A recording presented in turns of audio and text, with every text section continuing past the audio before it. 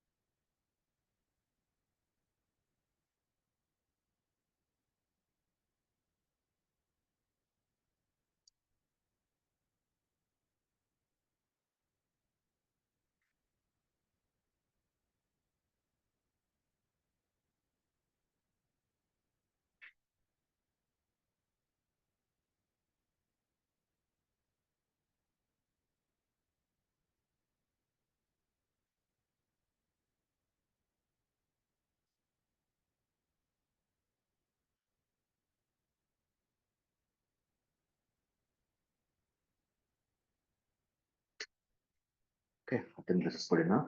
All right, sorry to keep you waiting, and we'll start with the presentation. Let me share my screen.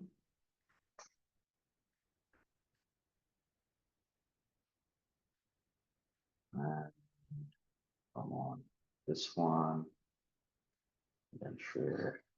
I hope all of you can see my slide deck. Can anyone confirm? Can you all see my slides? Yes, thank you. All right.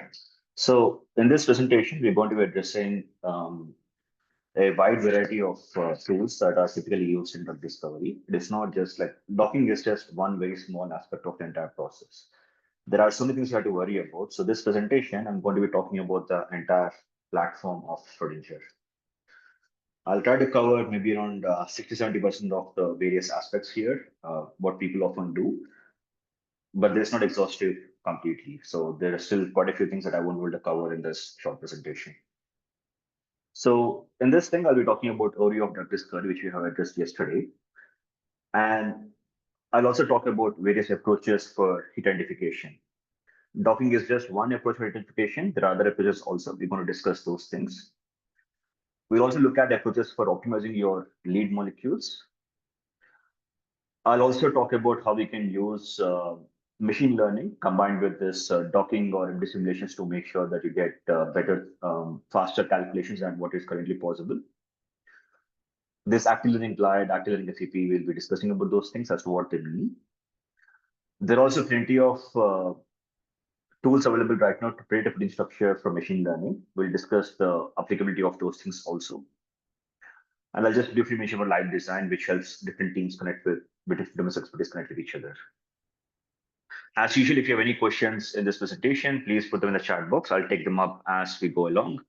And yeah, that's it. So hold on, let me also have people are still joining, but anyways, that should be fine. So if you look at the drug discovery process, as we discussed yesterday, you have to optimize not just the potency of the molecule to the protein, but you also to make sure that it's selective to that protein only. It should be soluble, it should be bioavailable, it should be permeable. All of these things have to be taken into account. And typically, like 10, 15 years ago, the success rate for a given project was 33% only. And you had a lot of things failing because either you had like some property not working well, even if you have a single property not working well, then the molecule might have to be discarded and you have to go back and start from scratch. So it is a high risk, high investment process. And if things work out, then you get high rewards also. But if things don't work out, then all the money invested and the time invested is completely gone.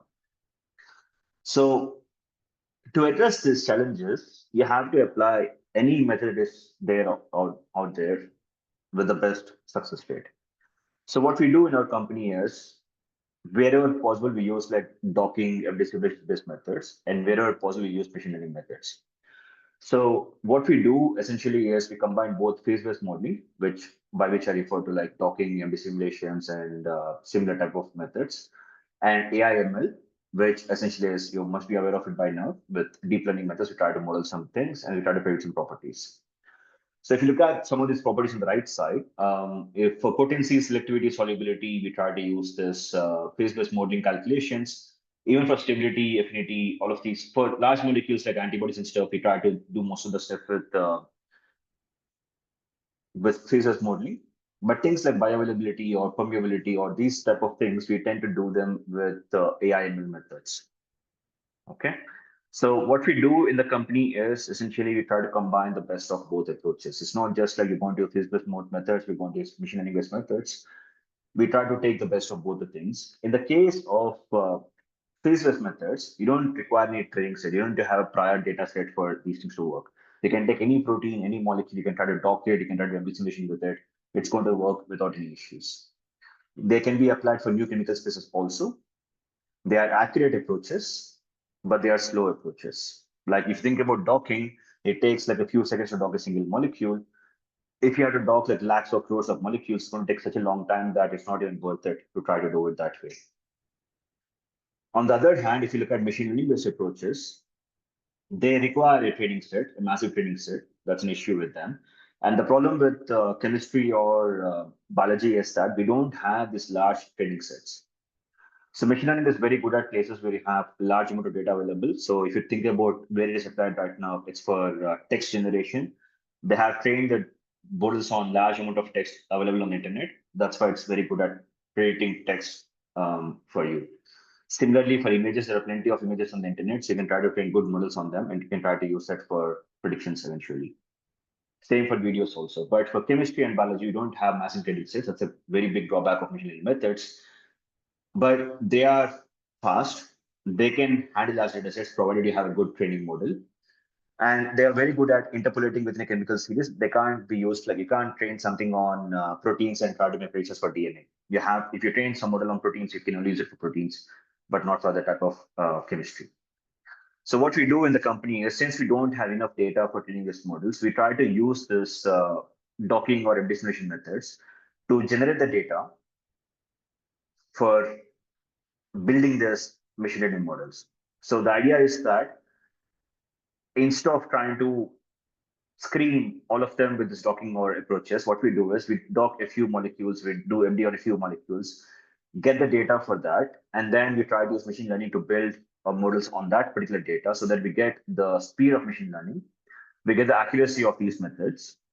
We will be able to handle large data sets based on these approaches. We can handle new chemical species also based on these approaches, right? So we try to use both of these approaches in drug discovery wherever possible.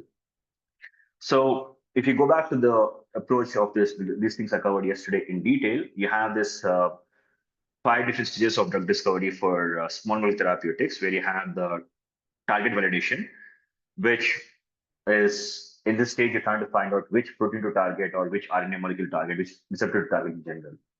Once you have the target identified, then you want to figure out if you have a structure for the target or not. And once you have a structure, or if you don't have a structure, then you typically go with hit discovery stages. Ideally, you want to get a structure of the protein. If you don't have it, you can still do hit discovery, try to find active molecules for a given protein. And you go for lead molecule and you go for lead optimization, and eventually go for drug formulation. So for each of these stages, we have various tools that can be helpful for you.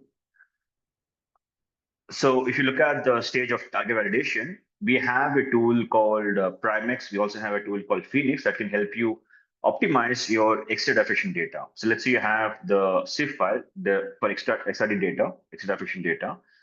You also get a .cif file. And that CIF file can be loaded into a tool called Primex in Schrodinger.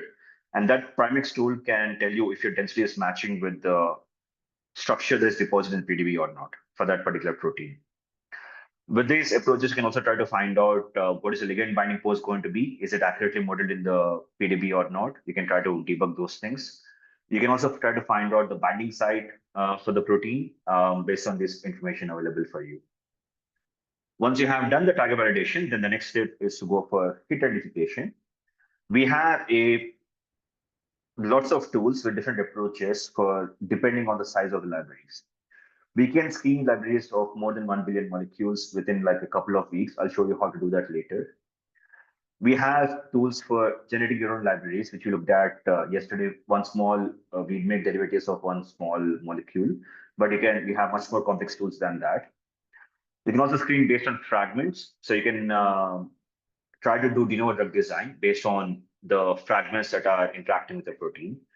You can try to do screening based on shape or the pharmacophore of the molecule. You can do screening based on scaffolds also, and there are other approaches that can also be used for this hit identification. Once you have done these things, then you can go for lead optimization, where the idea here is that you want to find out the most potent molecules from a set of active molecules.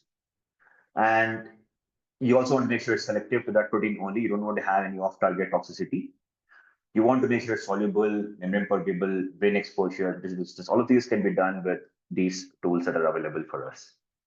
We won't be able to discuss like all of these things in the presentation or even the hands-on session. As I told you, if you have to cover all the modules, it will take us like 3 weeks of sessions from 10 a.m. to 5 p.m., which we don't have. And everyone has their own different end goals, so we can't give a generic workshop on those things.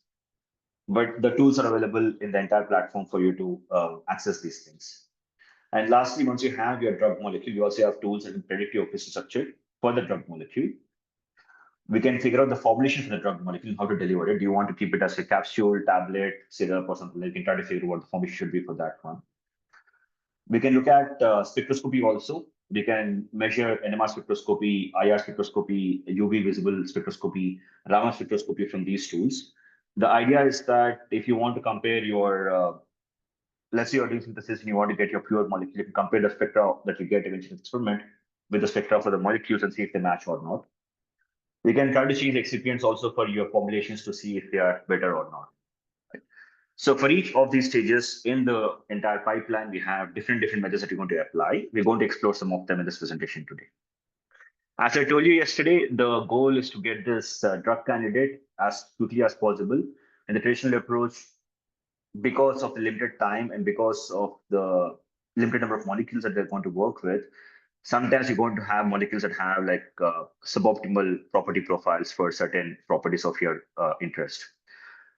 The idea with using this platform-based tools is that it's not just one method you're trying to apply, you're trying to apply a combination of methods, and you can screen large number of molecules in a short amount of time. Since you started large number of molecules, you can be very strict with the criteria as to which molecules will go to the next stage of your drug discovery process. So if you do this correctly, you'll end up with most likely your chances of ending up with a good drug molecule are much higher compared to starting with a few hundred or thousand molecules. So I'll spend more time on hit discovery and hit to lead in this presentation. So for hit discovery, the goal at this stage of your process is just to identify active molecules from inactive molecules. You're not trying to find the most active molecule here. You're just trying to find out which ones will work, which ones will not. That's it. So before we get to the different depots that are available, let us take a step back and understand what is happening in reality. When you take a medicine, typically there are three things that are occurring. You have your protein, which is when there is no molecule bound to it, it is surrounded by water molecules. And once the ligand goes and binds the protein, let me play the video again. You can see the ligand is separate from the protein. When the ligand goes and binds to the protein, it will open up the protein binding pocket, occupy the binding pocket, displace any water molecules in the binding pocket to the outside. So before the ligand binds, the protein is surrounded by water. Once the ligand binds, the complex is surrounded by water, and the water in the binding pocket is usually removed from the pocket. So we have to study these three components, protein, ligand, water, at atomic level detail. If you want to do these things with an experiment, you can do X-ray diffraction. That is the most commonly used approaches to get a structure of the protein, ligand, and water together. This can take you for a single molecule anywhere from a month to a year or multiple years. So if it takes you that long for a single molecule, it will take you like lots of years for if you want to screen like thousands of molecules or lakhs of molecules. You can't even approach that particular problem. And also keep in mind that these methods only give you a single snapshot of the protein. You have no idea how the protein moves around once the ligand binds to it. All of that thing is not accounted for at all in the X-ray diffraction. You can try to do brute force simulations where you take a separate, you can take your protein that is surrounded by water molecules, you take your ligand surrounded by water molecules, you can try to see how the ligand goes and binds to the protein. If you're lucky, this can take you 2 or 3 days per molecule. So if you have to screen like thousands of molecules or lakhs of molecules, you don't have that much time for doing brute force simulations also. So what people do is, at the stage of hit discovery, they break down this 3-component problem, protein, ligand, water, into 2 components, which just include protein and ligand, or sometimes even 1 component, which is just the ligand information. There are some hit identification methods that also incorporate water into it, but for now, for the sake of simplicity, we'll just discuss about the 2-component protein ligand systems or just ligand-based systems. So some of the methods available for these are listed here. There is, I told you yesterday that before I get to this, I told you yesterday that if you want to have a good drug molecule, you have to satisfy 2 criteria. One is the shape or geometric complementarity, and the second thing is interaction complementarity. So the first criteria for a good molecule is that it has to occupy the binding pocket of the protein. If it can't even fit in the binding pocket of the protein, then you can't optimize the interactions between the ligand and the protein. Okay. So the first we're going to look at is something called as the shape-based screening, where it is trying to see if your molecule can have a certain shape or not.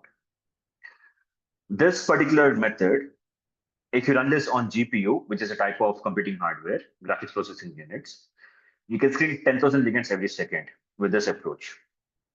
So if you have a database of 500 million or 50 crore molecules, and if you have a single GPU card, you can screen this entire library of 50 crore molecules in 13 hours, like half a day, literally. This is not applicable here because it's for number of CPUs required for a single day.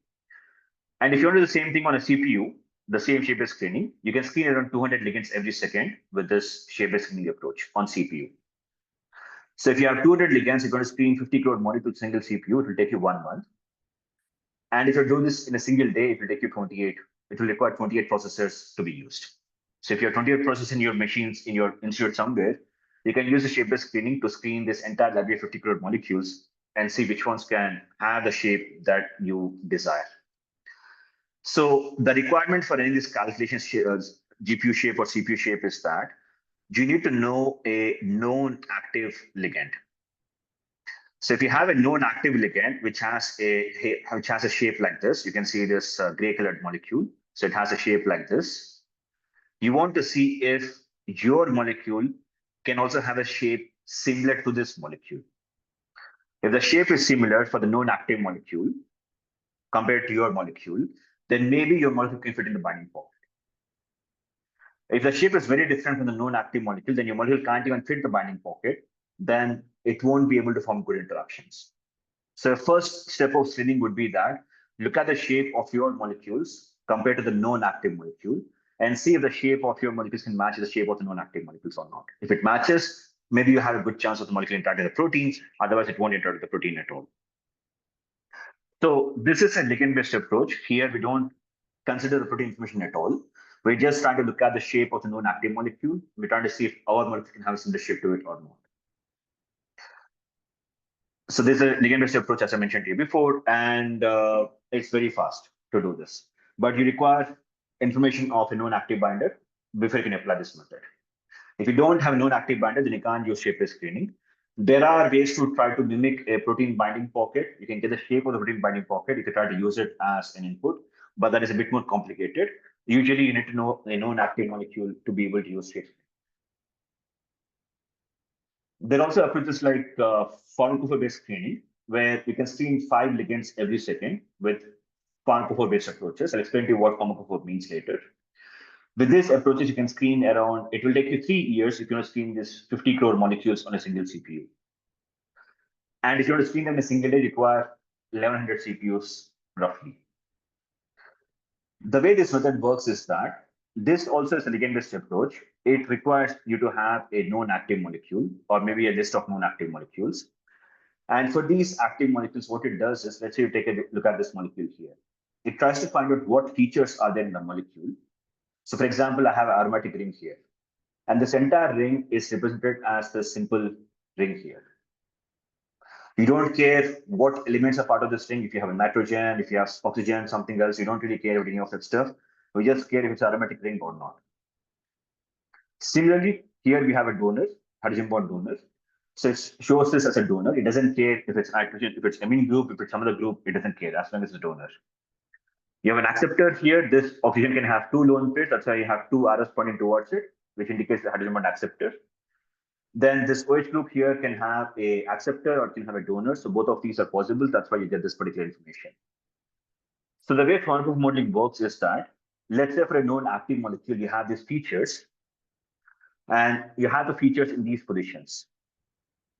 It's going to screen your database of molecules to see if any of those molecules in database can have similar features in similar positions. If you can't have the same features in similar positions, then that means it may not have the right orientation to binding pocket. So that's why pharmacophore-based screening is like, can be also be done if you have a large array of molecules. Trying to build a good pharmacophore is a bit complicated. So people often use shape-based screening itself as a first step, and then they go for docking after that. You can also try to define other features for a pharmacophore like hydrophobic features or positive charge, negative charge in addition to aromatic H bond or H bond acceptor. So those are also possible for you if you want to use that stuff. However, even this pharmacophore modeling is also ligand based. So after screening the pharmacophore as well, you still have to go for docking to see if any of your molecules can interact with the protein or not. Because we just try to see if you have features or not, but you don't know if the features can actually form good interaction with the protein or not. That is where docking is the most common approach used, because in the case of docking, this method is slightly slower compared to these methods. Right now, it takes 10 to 20 seconds per molecule. So if you have a database of 50 crore molecules, if you want to screen them on a single CPU, it'll take you a long time to do it, 158 years. But it is very accurate. The reason why it is accurate is because in the case of docking, you're not just looking at whether your molecule can have a shape similar to the known active molecule, whether it can have features similar to the known active molecule. You're actually seeing if your molecule can fit in the binding pocket and interact with the protein ideally as well. So I showed you this video yesterday. In the case of docking, you're looking at atomic level detail of the protein and the ligand. In the case of pharmacophore and shape-based, you don't really account for the protein at all. You just look at the known active molecule. So here you're trying to find the binding pocket of the protein at atomic level detail. Then you start putting your molecules and see which molecule can form the right interactions and what shape can it have in the binding pocket. So docking does both of these things at atomic level detail. So it's much more accurate than shape-based screening or pharmacophore-based approaches because it accounts for both these things, the shape and the interaction profile at atomic level detail. However, as I told you that docking, even that's more accurate, it takes a long amount of time to screen crores of molecules. So if you still want to screen these molecules in a short amount of time, we have to come with some other approach without compromising the accuracy. That is where we try to use methods where we combine this docking with machine learning. So as I mentioned to you before, we want to have the best of both approaches. We want to be able to handle large data in a short amount of time. We want to get the accuracy of these research methods. We have an approach called Active Learning Glide, which is a machine learning based docking approach. And this one can give us the speeds of shape-based screening, but with the accuracy of docking calculations. So you don't have to compromise on accuracy when you can combine this docking with machine learning approaches. How it works, I'm not going to discuss right now. We'll spend some time, maybe a few slides down the line, or maybe actually let me just explain this. So the way it works is that it uses a tool called Deep Auto QSAR, where it's an automated tool for building machine learning models in Schrodinger.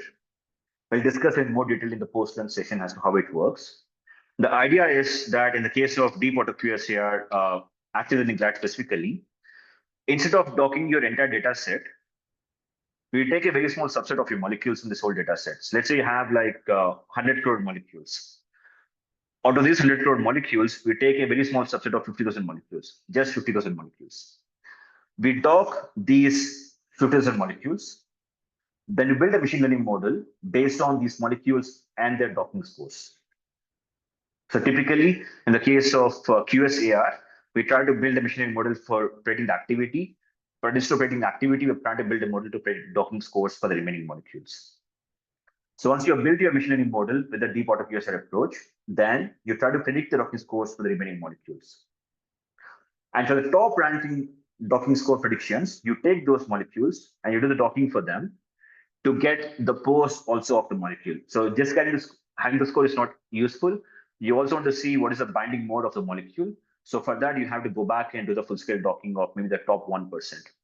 So instead of like docking 100 crore molecules together, you're docking like just 50,000 molecules and then maybe take like top 1% of those molecules and dock them again.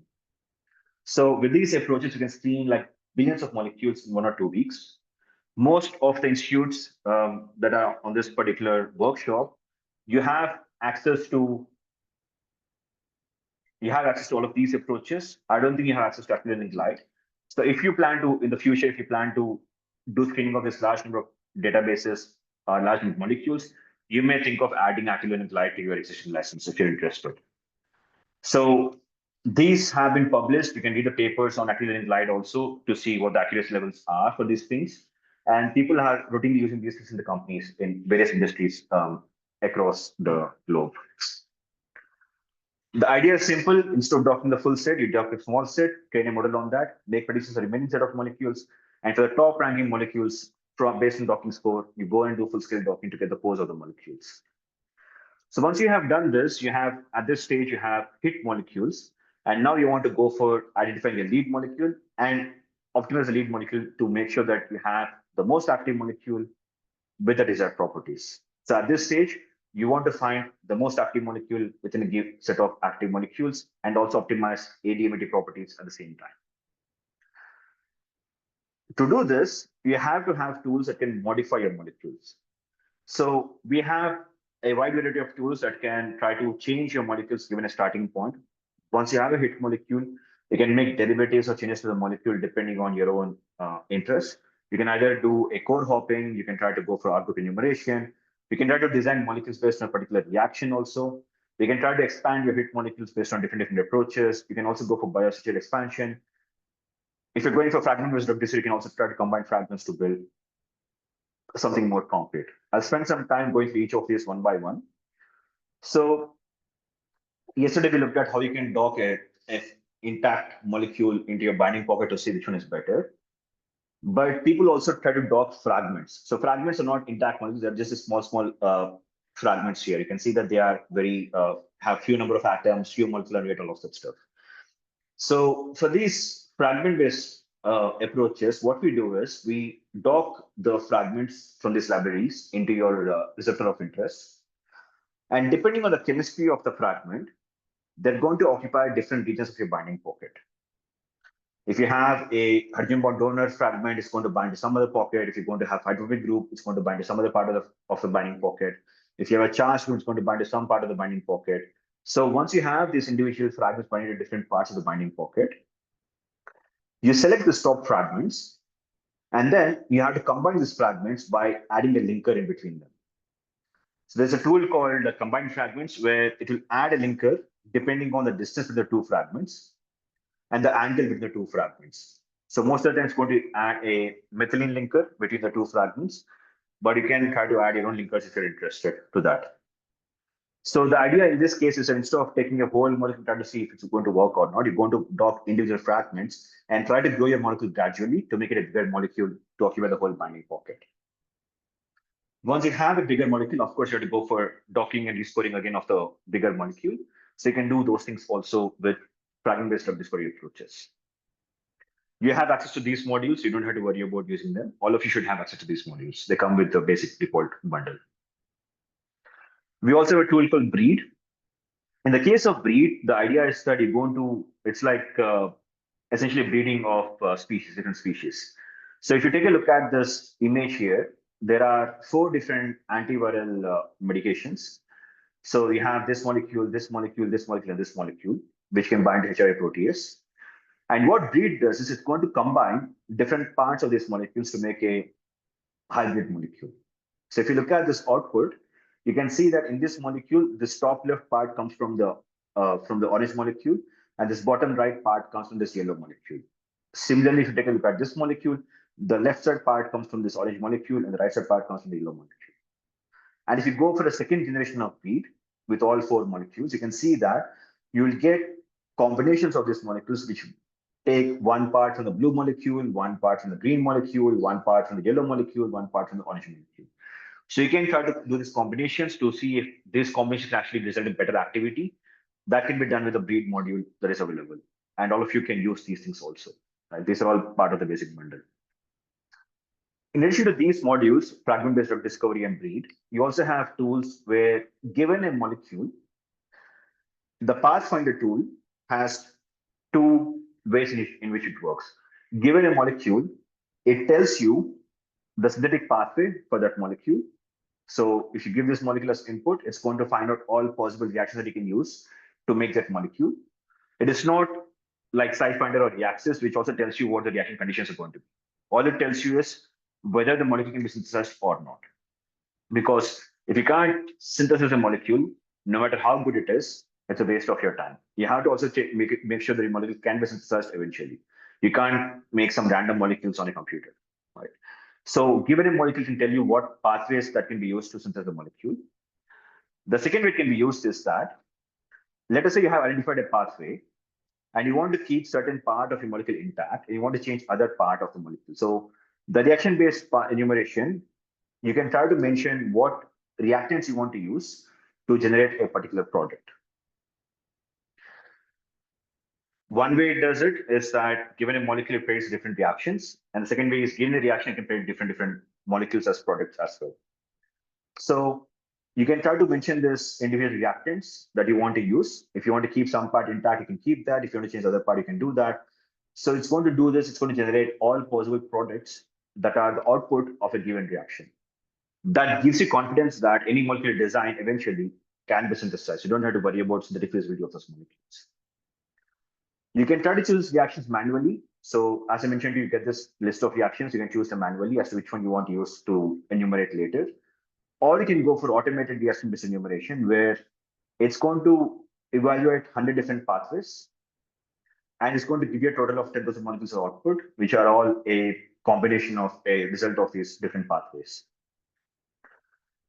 There's one other approach of trying to generate molecules once you have a starting parent molecule. You can also go for R group enumeration, which you did yesterday, where you can click on a particular atom. You can try to go for this create enumerated entries option. Then you can choose the library of your interest, and click on enumerate, and that can be done as well. Today, we'll also explore a tool called Ligand Designer that combines all these things in a single interface. You can do R group enumeration, you can do reaction-based enumeration. At the same time, you calculate the properties of your molecule, like molecular weight, log P, and all of these things. We're going to discuss that also in the post-lunch session. You can even dock your molecules once you've done the modification. You can edit a molecule manually. You can macrocyclize a molecule, and it does all of these things while you have the information of the protein binding pocket. So we'll explore this in more detail later in the hands-on sessions as well. So all these tools can help you modify your molecules and make it better. The ligand design can also tell you, like, you can load multiple receptors and see if your molecule, how it interacts with each receptor of your interest. So that can also be done. But going back to our initial problem, this drug discovery approach has three components. You have the protein, you have the ligand, you have the water. The hit idea which I mentioned to you so far don't account for water at all. Some of them might, but most of them don't account for water. So unless you account for solution effects around your protein, we can't be reliable with our predictions. And the second thing is the protein molecule that you look at here, you can see the surface of the protein is changing. It's not static. So proteins or any molecule in general is flexible. They don't really have a single shape for them. Any idea why you have to worry about why the molecules move? Can you help me know why do molecules move in the first place? Any thoughts on that?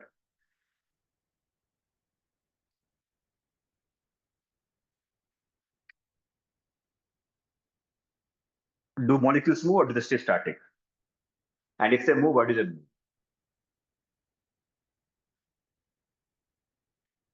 Any answers?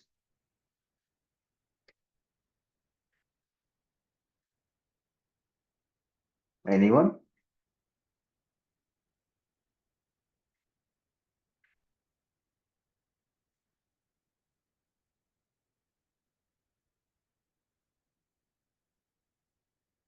Due to kinetic energy. So why do they have kinetic energy? Any ideas?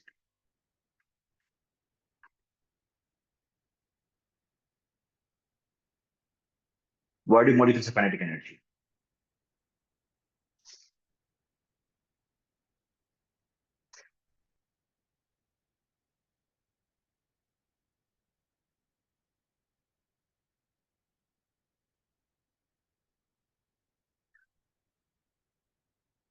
So let's say that if you freeze something, if you reduce the temperature, will the atoms move more or move less?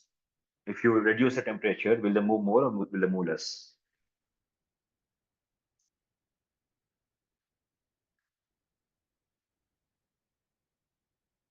They'll move less, right? If you reduce temperature. If you increase the temperature, will they move more or will they move less? If you increase the temperature, will the motion increase or will the motion decrease? Right? So many of you might be aware of this. You just might have forgotten about it. In your 11th and 12th chemistry, there is an equation which connects your kinetic energy to your temperature. The equation is kinetic energy of the system is equal to 3 by 2 over Kp. Okay.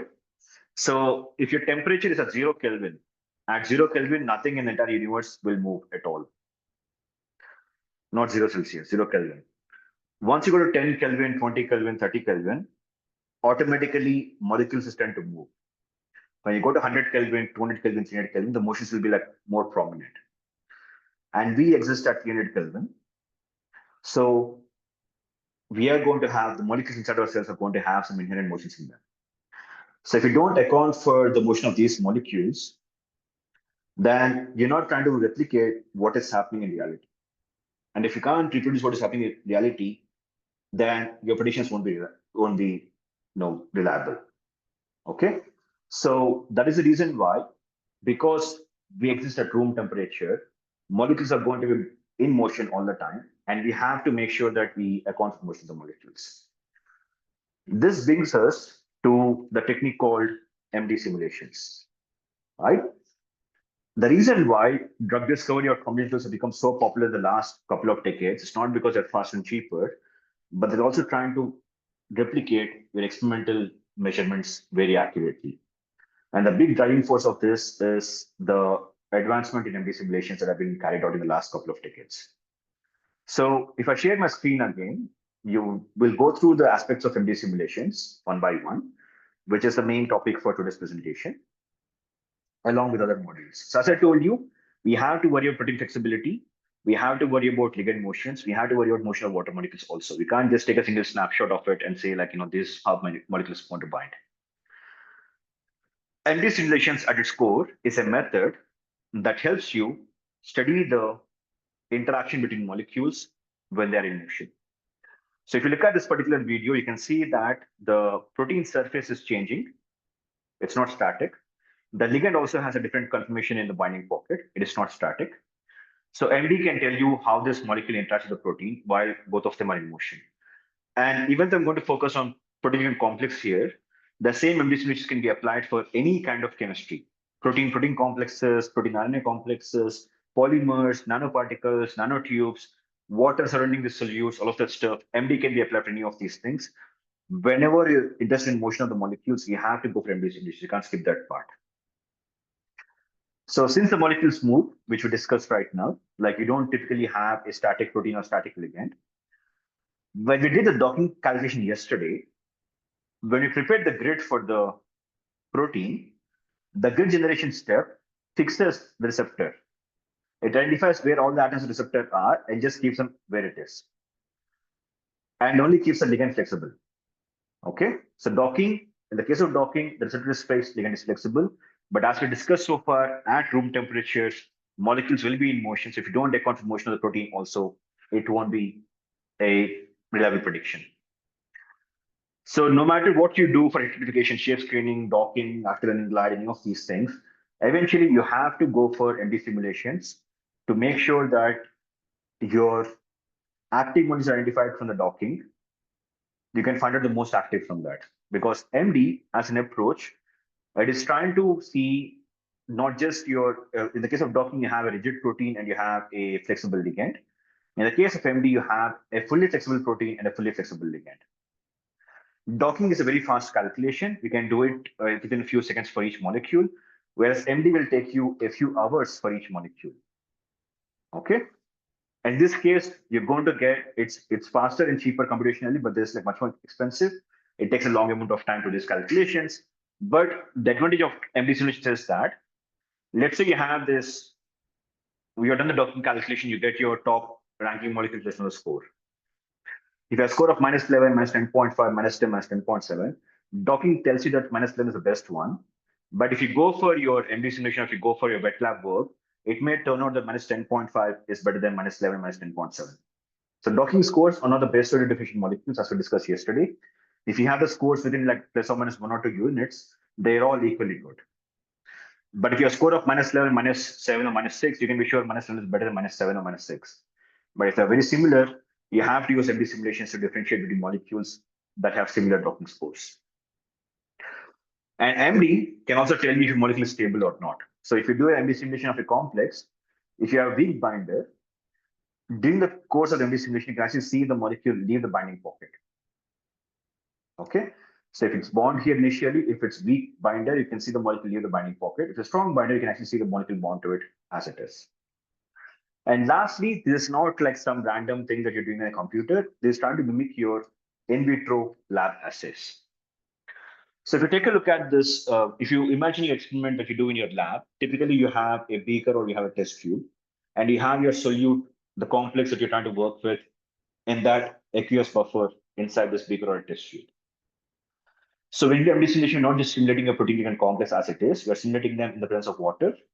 We can add salt and ions to control the salt concentration that you're going to have in your buffer also. And if you're working with a membrane bound protein, you can add a lipid bilayer also to mimic the membrane, to mimic the cell wall of the protein. And you connect this beaker or a test tube to a water bath to maintain temperature and also to maintain pressure. Pressure will be maintained by the atmospheric pressure. So in the same way, the simulation also can maintain your temperature and pressure.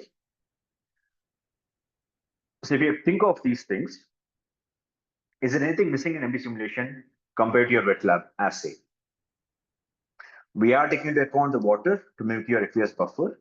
We are taking into account the salt ions to make sure you have a salt concentration model. We can control temperature, we can control pressure. Is there any aspect of MD simulation that is missing compared to your wet lab setup?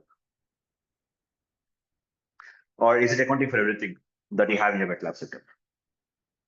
I'm talking about in vitro here, not in vivo.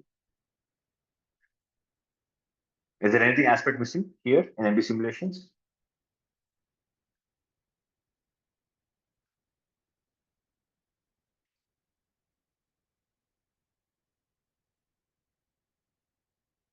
Anyone? So what do you mean physical competitors?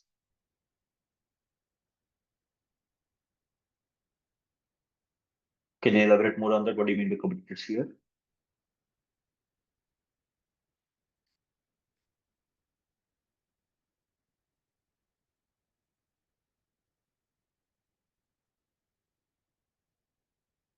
Anyone else? Do you think anything is missing in MD simulations compared to experimental setup?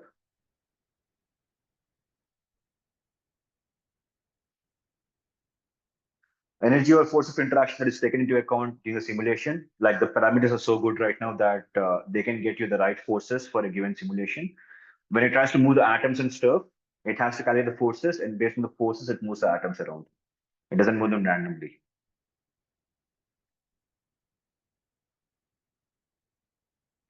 Temperature and pressure can be controlled in the simulation also. We have various thermostat and barostat available to maintain those conditions as well. We'll look into that in the hands-on session later. Anything else besides these things? All of these are accounted in the MD simulations.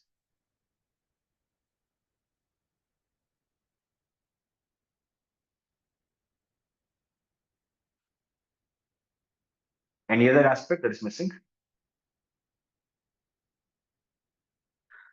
So essentially, nothing is missing in MD simulation. It is trying to replicate your lab conditions. And because of this reason, the accuracy of computational predictions have increased tremendously in the last decade. If MD tells you a molecule won't work, it definitely will not work in your wet lab also. If MD tells you the molecule will work, you have 80% chance of it working in your wet lab as well. This has been a game changer in the last 10, 15 years. Docking existed before that. QSTR, pharmacophore, shift fitting, all of these things existed before that also. But MD simulations has completely transformed drug discovery. And this has been the main driving force of the development in the last decade, along with deep learning approaches that we're going to discuss later, right? So the idea is that if you're going to do MD simulation on your molecules, that means you are going to have very reliable predictions of your molecules, and you can trust those predictions and go for your wet lab testing eventually. So when you do MD simulation, you're not just simulating your protein complex, you're going to simulate them in the presence of water molecules. So these red dots are water molecules. And if you have a weak binder, you can actually see the molecule leave the binding pocket during the course of the simulation.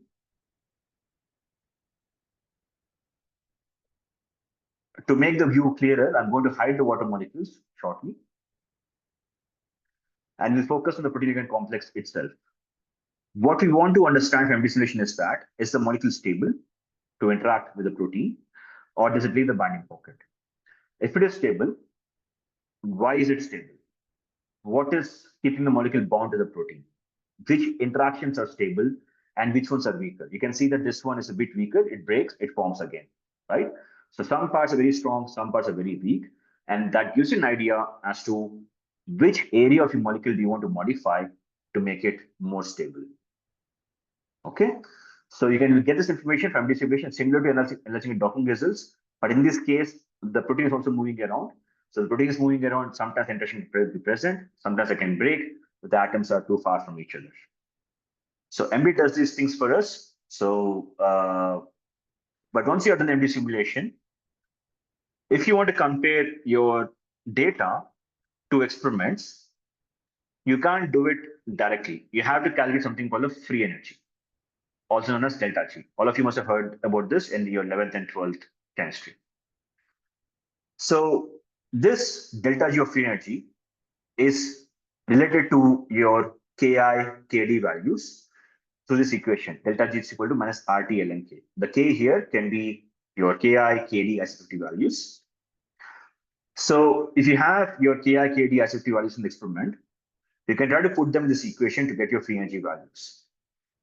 And if you can predict the free energy from the simulation also, if you can calculate enthalpy and entropy, then you can compare the free energy from the simulation with the free energy from the experiment, and there is a direct comparison between the two of them. So to calculate this free energy from the simulation, there are different approaches available for you. Some of you might be aware of MNGBC and PBS approaches, which are sometimes they can work, but many times they don't work appropriately to correctly rank order your molecules. And in the case of docking, which people often use to just say there's a good molecule, there's a bad molecule, docking doesn't even account for entropy. So if you can't account for entropy, you can compare this value directly to your delta G from the simulation, from the experiment, sorry. So delta H is not equal to minus RT ln K. Only delta G is equal to minus RT ln K. So don't compare your docking values with your experimental Ki, Kd values. You have to do a simulation to get your delta G values. Only then you can compare them to your Ki, Kd values. I'll show you a couple of examples later where we're going to compare the docking values with the experimental values, and we're going to compare delta G values from MD simulations with experimental values, and we'll see which one is better. So the idea of MD is that you can get this enthalpy and entropy accounted for, and then you can get the delta G free energy of this simulation, which you can compare with experimental Ki, Kd values. The basic MD simulation usually has some issues, so we try to use them with something called free energy perturbation. Many of you might not have access to this free energy perturbation. I don't think any of you have access to this. There's an advanced MD simulation method that we have in the software. People often do basic MD simulation for academic institute and try to publish this based on that. That is good enough in most cases, but when you're working with like hundreds of molecules, you want to have a more efficient approach like free energy perturbation, which is an advanced MD method. I won't explain how this method works. For people who are interested, you can do that. But if you do an FEP calculation, and if you can compare the free energy from FEP with the free energy from the experiment, you can see that most of this will lie on this diagonal line. So experiment tells me that these are the most potent molecules. FEP also tells me that these are the most potent molecules. And because of this very high correlation between the two sets, you can try to rely on FEP data. And then if FEP tells you the molecule is going to work, you have a very high chance of working in the wet lab as well. We have done this, applied this method over the last decade across huge number of targets, like more than 100 different targets, spanning more than 100,000 molecules. And we get very consistent results that can match the experiment. We're going to get graphs that look like this. So FEP is an MD-based simulation approach, advanced MD method. I won't go into this as to how this is going to work. If you're interested, reach out to me later. But the main idea is that in the case of docking, you're doing virtual screening. In the case of FEP, since it is an MD-based approach, it's a virtual assay. This is very, very close to your biological assay. There's not much difference between doing a FEP or doing a biological assay. What you get from here is active molecules compared to inactive molecules. What you get from here is exactly the delta G of binding, and that delta G of binding can be compared directly with experimental Ki, Kd values. Docking predicts the ligand binding mode.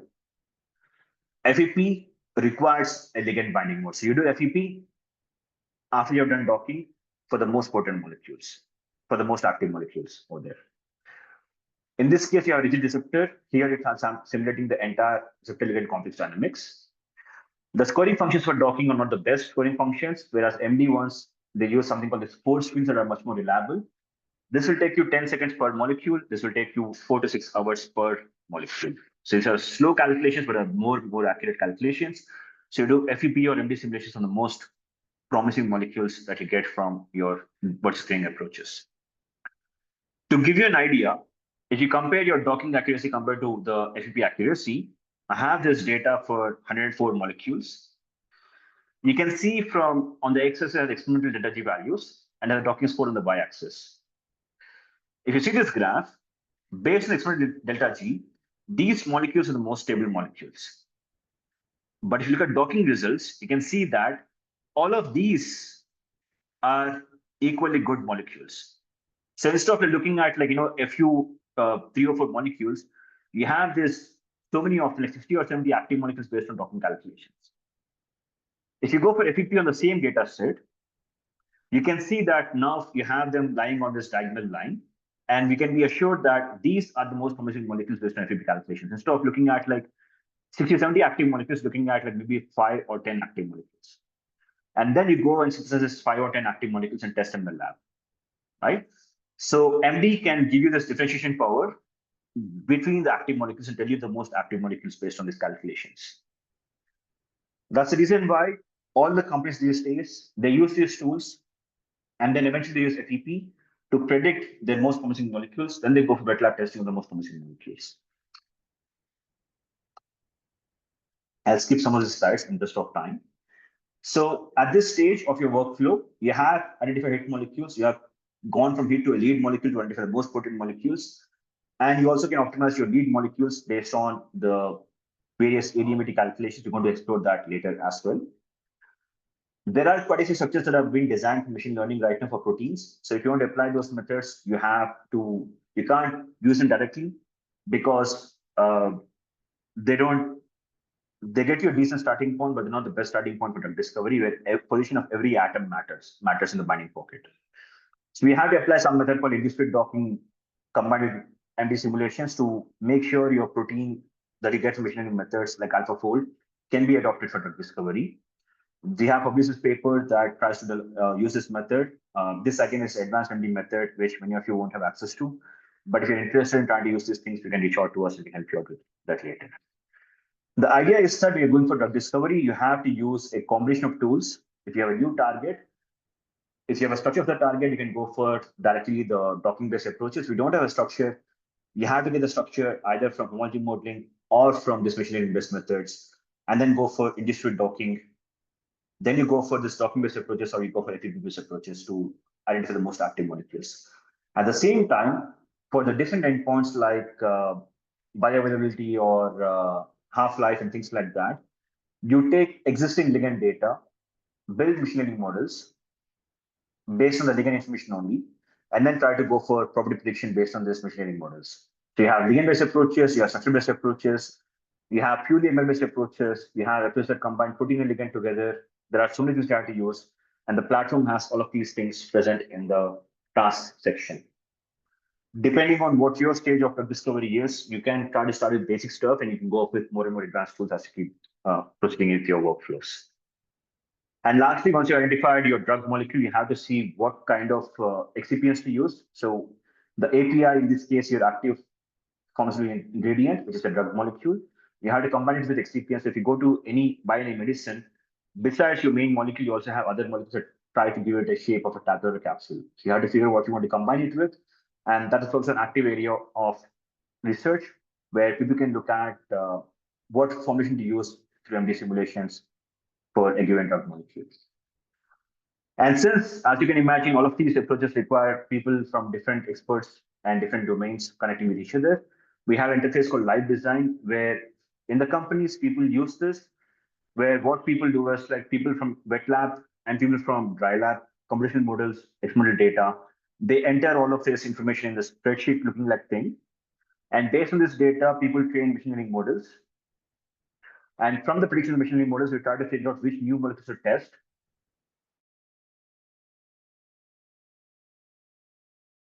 Build a So we keep doing these things again and again. So we have data coming in from experimental methods and the conventional models all the time. We build the machine learning models to make sure we can get the throughput that is required for the active drug discovery project.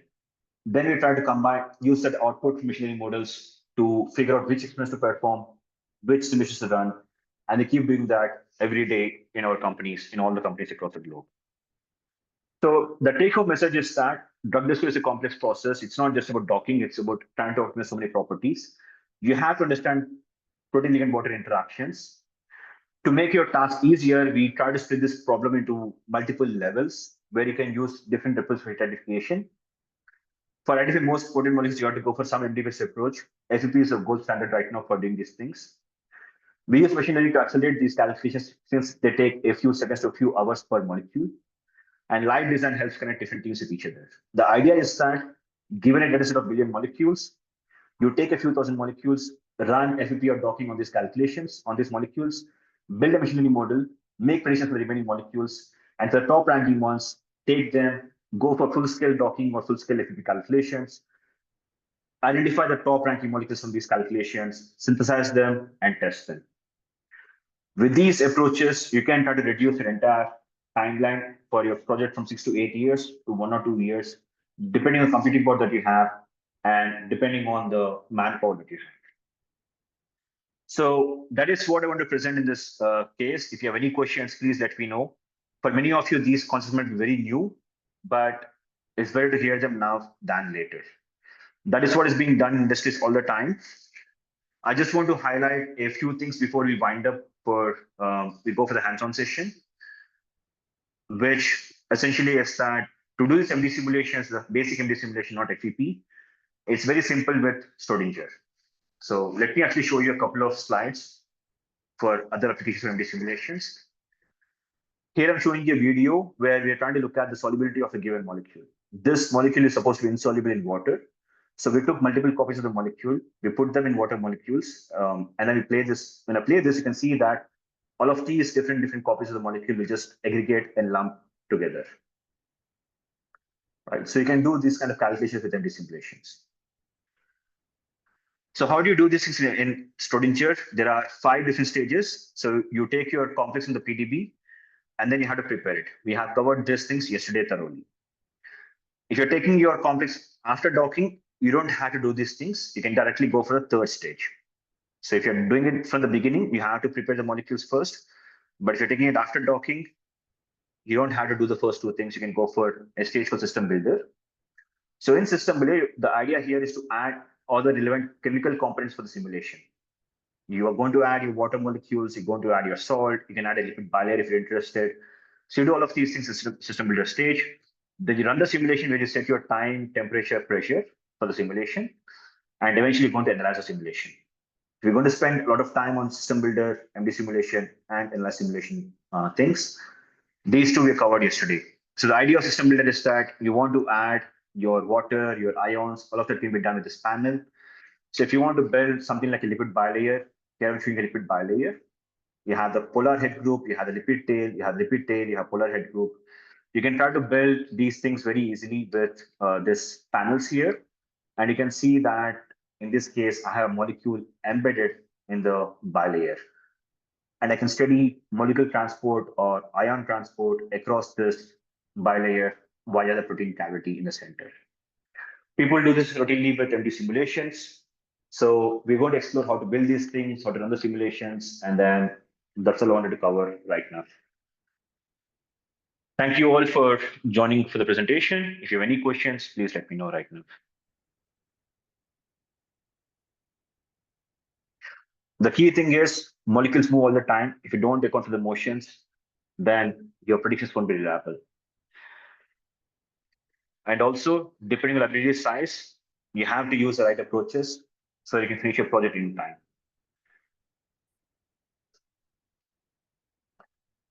If you have any questions, we can address them right now. If you don't have any questions, we'll wait, take a 5-minute break.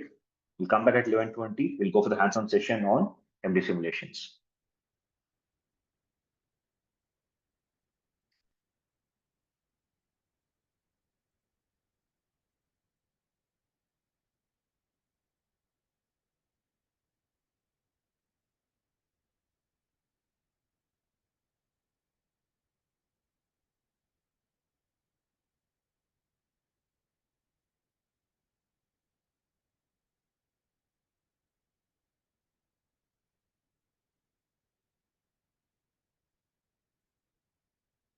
Okay, so there are no questions, so take a 5 minute break, come back at 11.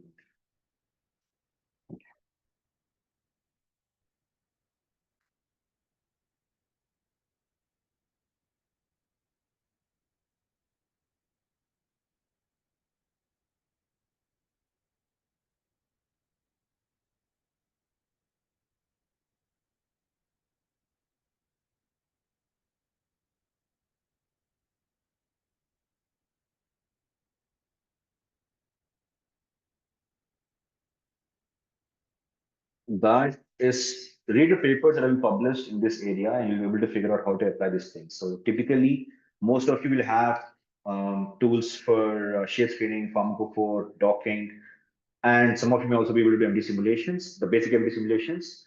So at the end of the day, if you want to publish a paper these days, you have to do MD at the end, eventually for the top scoring molecules. So plan around it. And that's where this workshop is there. Right? So what we did yesterday was that we tried to look at a simple approach like docking. And today we're going to spend some more time MD simulations. We're going to do hands-on for MD simulations. We'll show you how to do those things. Then post which will show you how to calculate other properties like log P and molecular weight and things like that. So you can do those things. So when you have these combine all these approaches in one place, then you have a good paper to publish. And as you publish more and more papers, you have the skill set to work on actually a commercial project where you can take a well-known target or a new target, try to design drug molecule for that. Yeah. As a PI, like usually you have to figure out what is the methodology going to be, and that you can gain from the reading papers in general. Calculating time model similarity, I don't think we'll have time to do it in this workshop. But I see that you are from the IITR Institute, and we have a call scheduled for 5 o'clock today with your team. So we'll address that during that time. There's a different meeting for 5 o'clock where we're going to address the time model similarity calculations. Okay, that won't be covered in the workshop. The workshop is for most of the generally used ones. But for any specific topic like that, drop an email to me later and we can discuss that offline.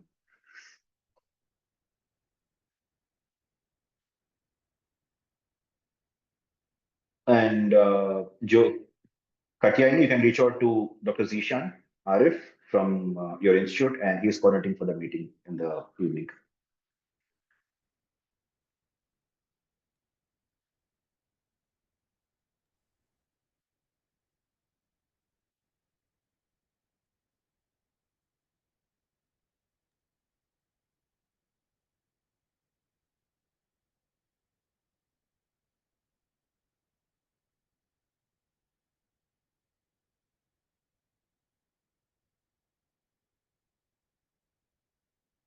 Any other questions?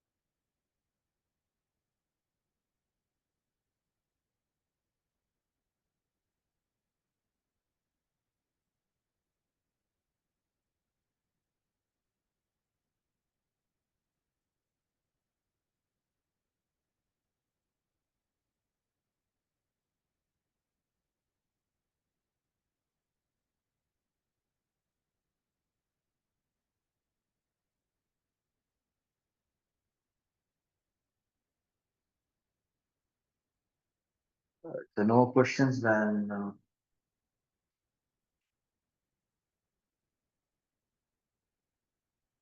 we'll start with the hands-on session. So try to log into the cloud instances. if you haven't done it yet, we know we can take over. Thank you. Thank you, Kaushik, for the introduction. So I hope all the students have done the login. Just checking again, last minute check. If anybody have any issues in the cloud login, please let me know.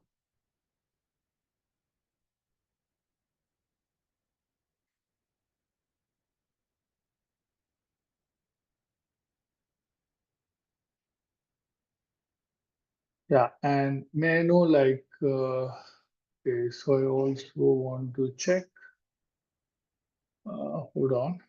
Yeah, MD simulation. Okay, so I have launched some questionnaire with everyone. Could you please answer that?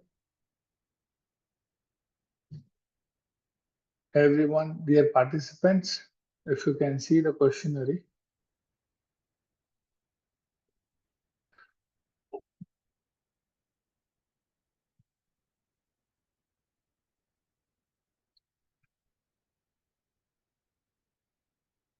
So I have around 55 participants and I have received now around 40% response. –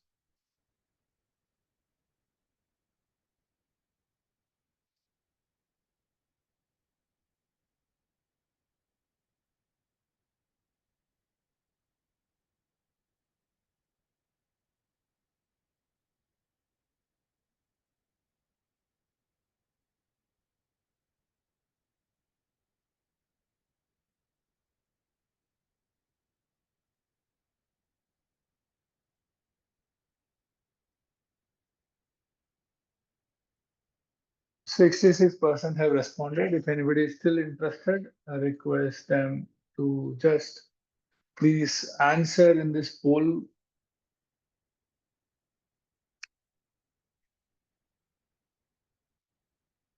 Okay, great.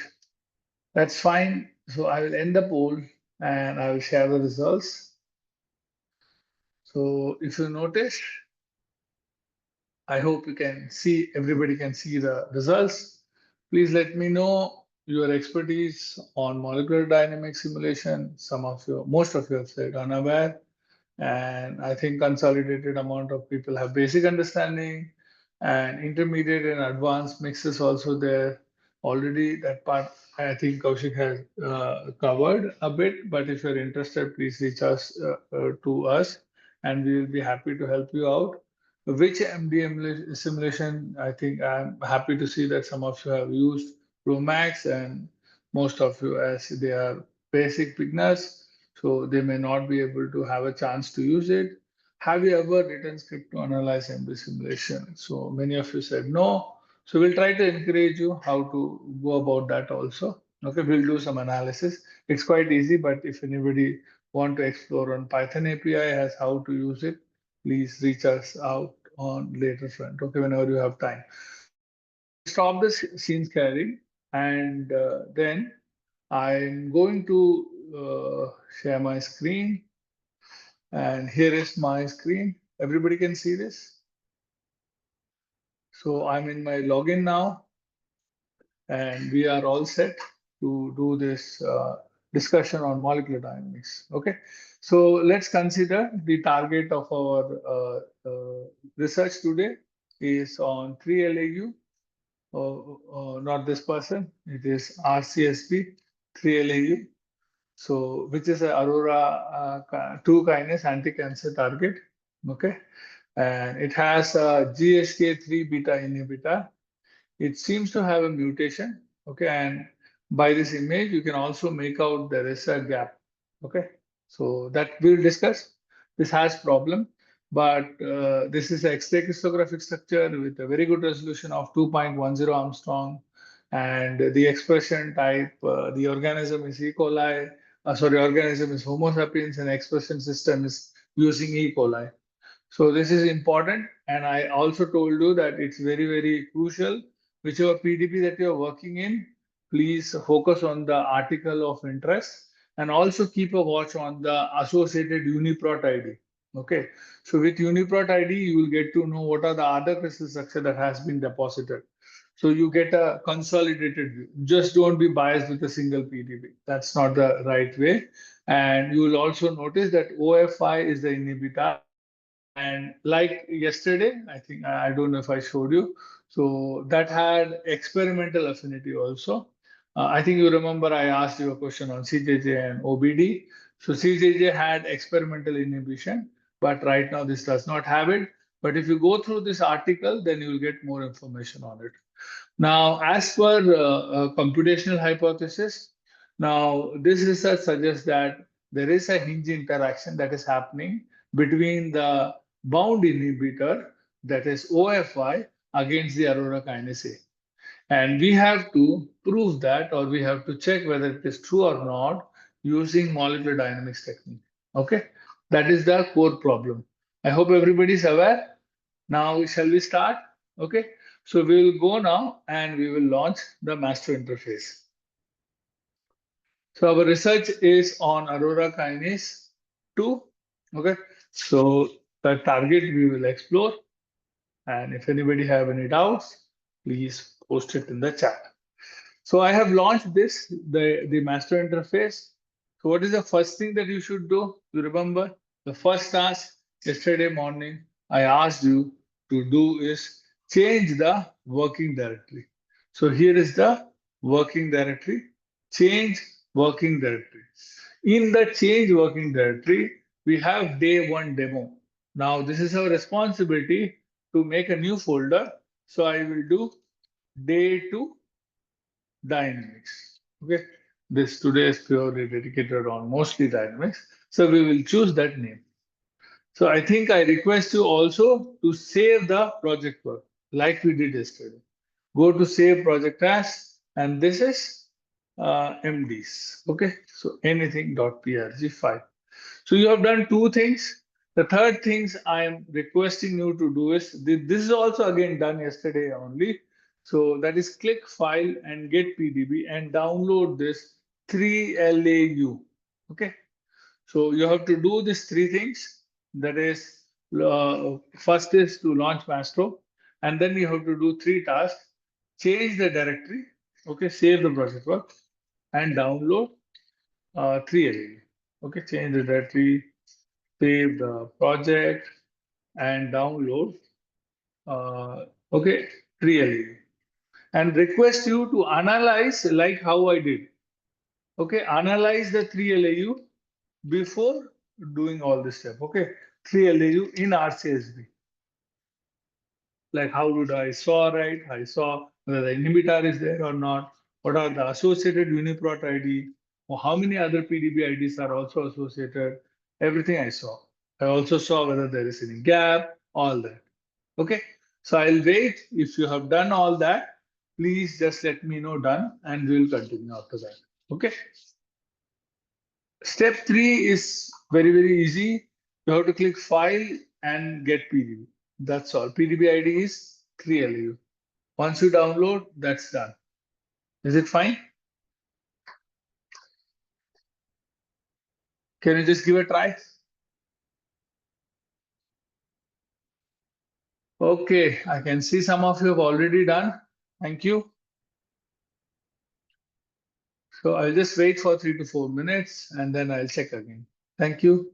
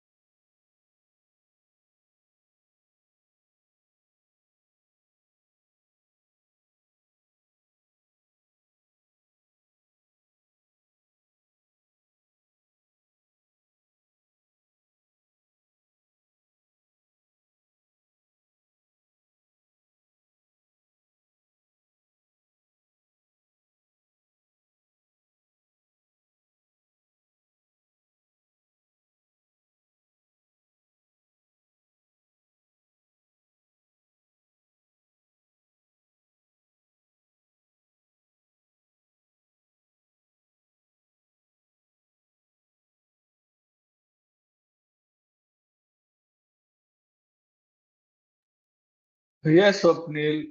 So if you click on File and Get PDB, is it fine? You're not able to see that? Click File and read, go through this. Okay. Anybody see, and that's the thing which I want to encourage everyone. See, whenever I click, I can see yes, new project, open project. No, this import structure, and then you have to come to Get PDB. So if you see Get PDB, you have to just enter the PDB and you will be able to see that PDB file.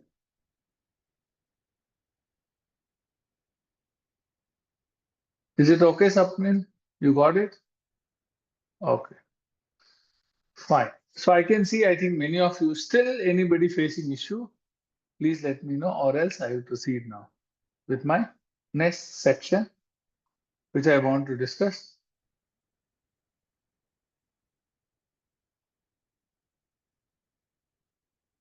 Okay, so I will now continue. So basically, we have a nice PDB. Yesterday also, I showed you that you have to look into the fact, how many atoms it contains, how many residue it has, 344, and how many molecules it has, the atoms, okay? So there is molecules in the sense there are water molecules and so many things. So that is the reason. So you have around 95, there is lots of water molecule. And the ligand molecule is there, which is OFI, which I just told you. And protein is there, okay, which I have only one chain. You remember yesterday we saw A, B, C, D chain, 3 chains we saw, sorry, 4 chains. And in this protein, it's a simple protein, which is chain A. Okay.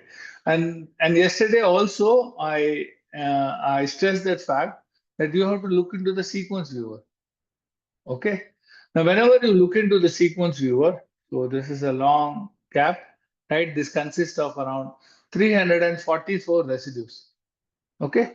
So 344 residue, I feel irritating. So I don't want to see like this. I don't like it. Okay.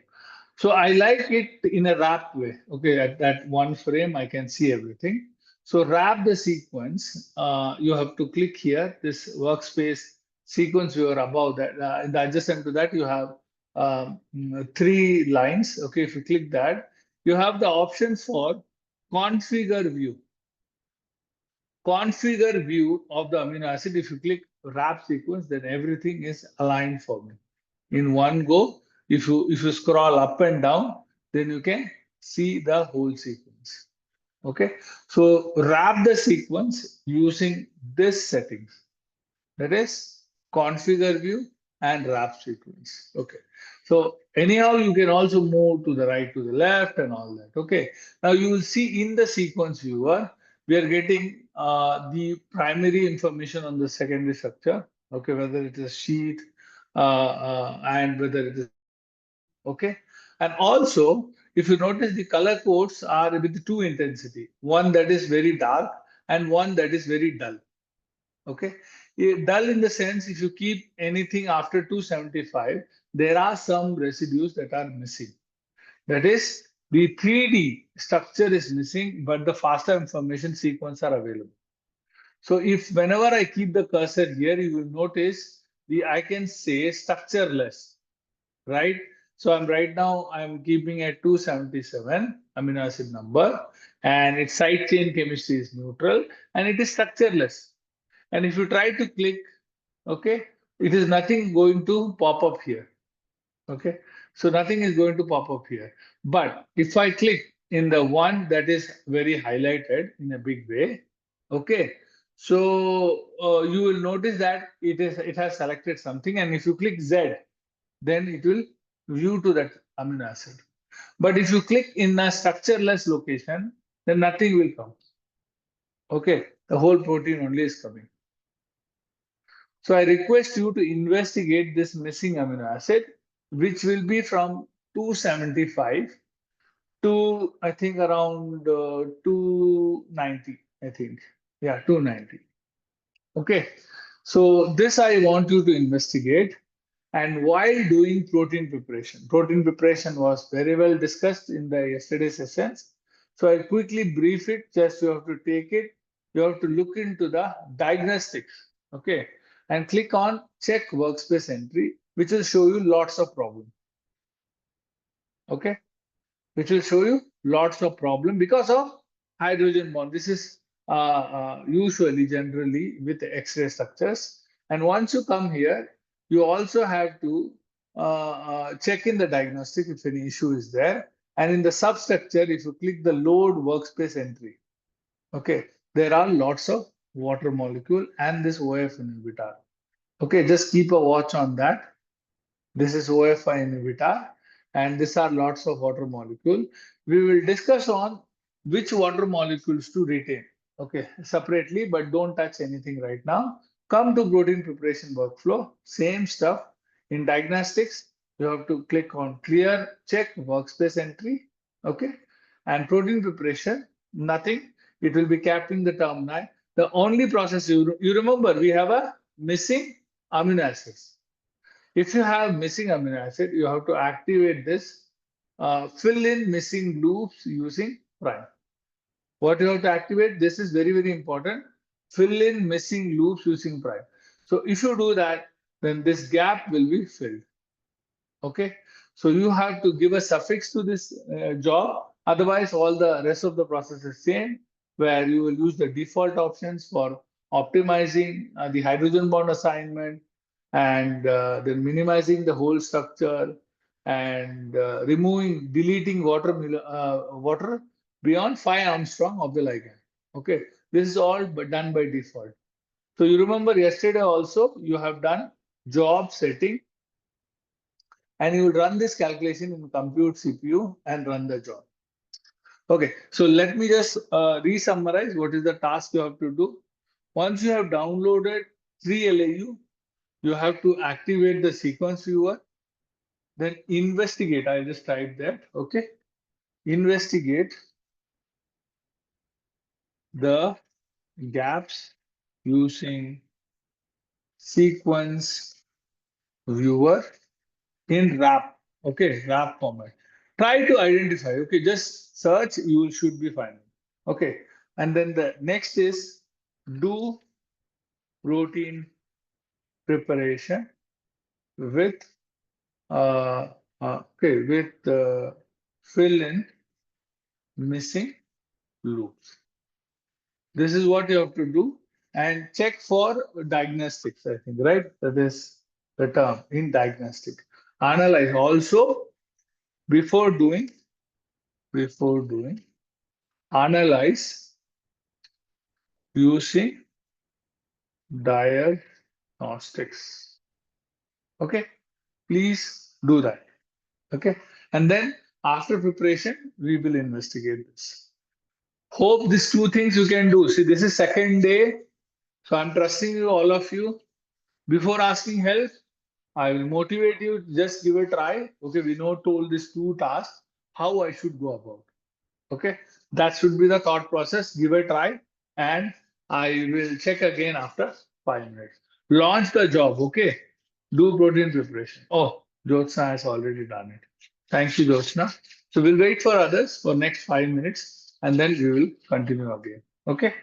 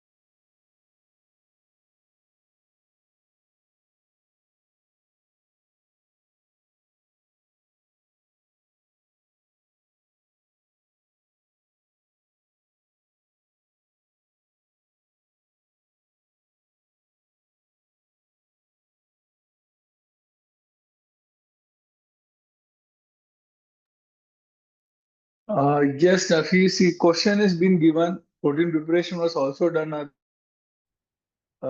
just wait, just try to search. Otherwise, I will help you after 2-3 minutes. It's not about repeating, but think like, okay, task has been given. Try to maneuver around. The options are just in front of you. Just give it a try. Otherwise, after 2-3 minutes, I'll help you. Okay. So because many students are in hurry to complete rather than appreciating the whole process, thinking about, okay, why I should go about this. So that's my overall intention. I hope just give yourself 2-3 minutes and you will find a way. Otherwise, I will check again by 11:45. If anybody still need help, I will be there to help you. Okay? Thank you.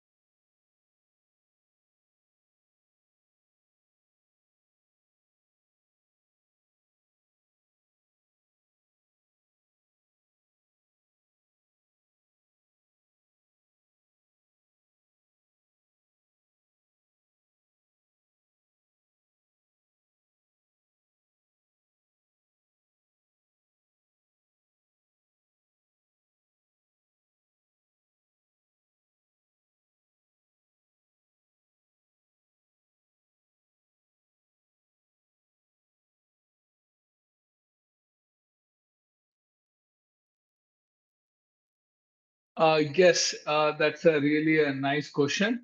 So if you notice, it's clearly written here. Valence errors were found, right? So that means if I click here, I can see where that error has come. Okay. And if I click wherever I go, I will be able to see them. Okay. So it's basically any problems. You may have missing atoms, overlapping alternatives. So all that will be missing, shown here. Okay. Is it fine now? Okay. Now I am open to help anyone. Okay. Whichever step you want. And I will be motivating you to share your screen so that I can walk you through the steps. Is it okay? Anybody still having any questions? Let me check with Nafis. Nafis, are you okay with now? In the task, Populous force field was there by default.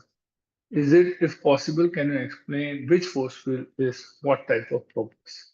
Okay, so if you see this involves a protein ligand complex, okay, which is very good with any preparation because optimized potential for liquid simulation works very well. It is by default, okay, that is the default force field. But Schrodinger itself has lots of other force field packages. So this is an older version, okay. OPLS 2005 is an older force field.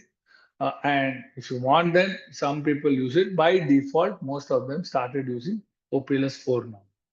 And very recently, we have a polarizable force field also, which is very good for metal systems with charged amino acids. So that is how you can use it. But there are other force fields, but specifically because it's a drug discovery suite, can't find the missing loop option. That's a very good question. Okay.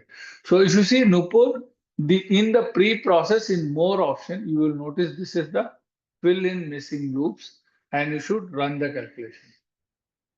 Is it okay? My protein job is, yes, Pallavi Sharma, my job is also still running. Don't worry about it. Because it is a loop filling process, so it's going to take more time than the normal one. Okay. And then later we will compare how it has filled the loop, and then we will do a molecular dynamics on that. Okay. Anybody else? Nafis, do you need help? Please tell me, or you want me to repeat any particular step or something that you are stuck with?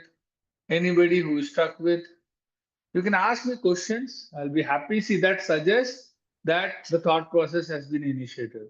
Asking these questions is what is the best way to go about in this computational chemistry field, actually. So that's what I learned. How it selects correct as for filling loop. Okay, that's again a very good question because in PDB it has associated FASTA information. Okay, that's what it represents here. So by using ab initio modeling, the prime tries to build it by using the backbone of the original structure. Is it okay, Kunal said? That's a very good question. Yeah, that is the tool that is using for homology modeling also. It uses, yes, Nafis. Okay, thank you. Anybody else need help? Please. Some software comprises Amber. Amber is a protein-based, and Charm is, there is Merck molecular force field also. So this is like, it describes the potential energy of the molecular system. Okay. So if you see Schrodinger, it is a proprietary force field, which has 4 updates, where they keep on updating the torsional parameters and all the other polarizable information. They do a lot of R&D getting this force field. The other force field that you're mentioning is open source force field. I'm not fully sure how frequently these parameters are updated. As if Schrodinger is very much happy with the current force field that they are using. But if anybody is interested in using other force field, I think if you see protein preparation, it can't be done. But if you want to do with Desmond and all that, then again, this is a question. Are you a chemist, experimentalist, or you are a theoretician? That should be the first question you should ask yourself. If you are an experimentalist, I request you, any force field that is compatible with the existing one, you should go about it. But if you're a theoretician, they only dive deep in and their energy parameters changes. You can use different force field and compare the performance and let us know on which performed better. Okay. If you are an experimentalist person, I request you don't worry about other stuff. Just focus on whatever is the default force field. But if you're a theoretician, then you can play around because you have to do both experiments and the wet lab. It will be difficult. So there is nothing like best, according to me. Like if you see that it's about the older force field, new force field. So OPLS 4 is the current running now. OPLS 5 is just coming very recently now. Okay, that is now in the latest release. So you will be seeing in future OPLS 5 as a force field. So Dushyant has asked, what if water molecules already present in the SO, while probably we don't need to delete all those? Yes, that's again a very good question. So my results are ready, Dushyant. I will address that now. Is it okay?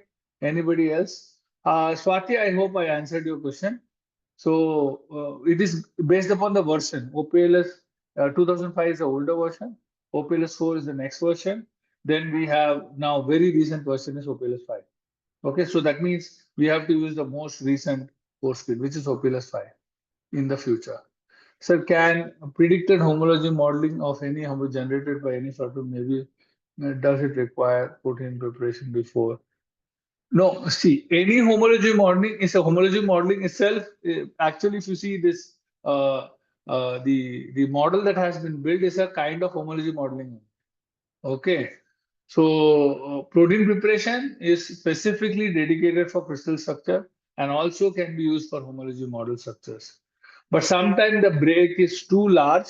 In that cases, whenever you feel like you have to do advanced modeling and the protein preparation is not able to do it, then you have to go and look for multiple sequence viewer. So there is a tool called as multiple sequence viewer. Currently, this is out of the scope of the workshop. So whenever you are free, here it has other task options, which is specifically related to protein engineering. You can build the homology model, you can compare the sequence, analyze the binding site. You can, if you have a RNA DNA transformation, so secondary structure information, domain arrangement, everything is available here. Okay. So if you're interested, please request you to later explore on this. And every panel has associated question mark.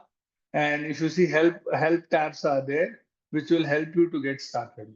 Is it okay? Okay. Now I will try to address the question by Dushan. Is it okay with everyone? Did I address it or you have anything to add?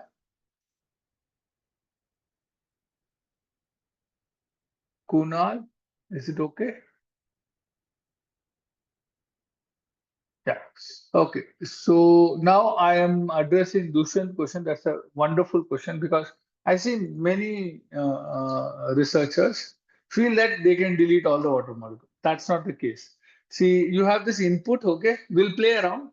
Dushan, if you see water molecule that I will discuss now.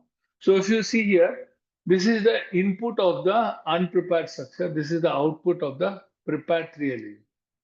The difference, are you able to notice this? Both of them? Okay, now you are not able to notice. Now what you have to do is, in front of protein, activate the ribbon form of it. You have been doing this, okay, from day on. And for prepared also, activate the ribbon form of it.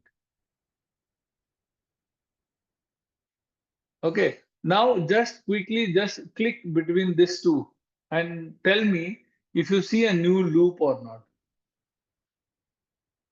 If you just keep on, see in this place, you see, huh? Okay, in this place, see there is a full new loop has come in. This is highly disoriented. Okay, this is highly disoriented. Okay, and now other thing also you can do. You remember previously when we loaded unprepared, it was showing structureless and nothing was visible. It was from 275, right? Now everything is visible. If I click, I can go to that location. If I click to 280, I can go to that location. Okay, so wherever you can select that whole loop also, and you can click on that location. So this is, you will notice that the amino acids are visible, okay? And that suggests that my preparation went very well. Okay, now after that, you have to open protein preparation and go to the same location diagnostic. You remember, earlier you did diagnostics. If you click on check workspace entry, this time it is not going to show you any error. This time it's not going to show you any error. It is going to show you Ramachandran plot. If you click view, see view, it's not showing anything, right? If you click there, you will see Ramachandran plot.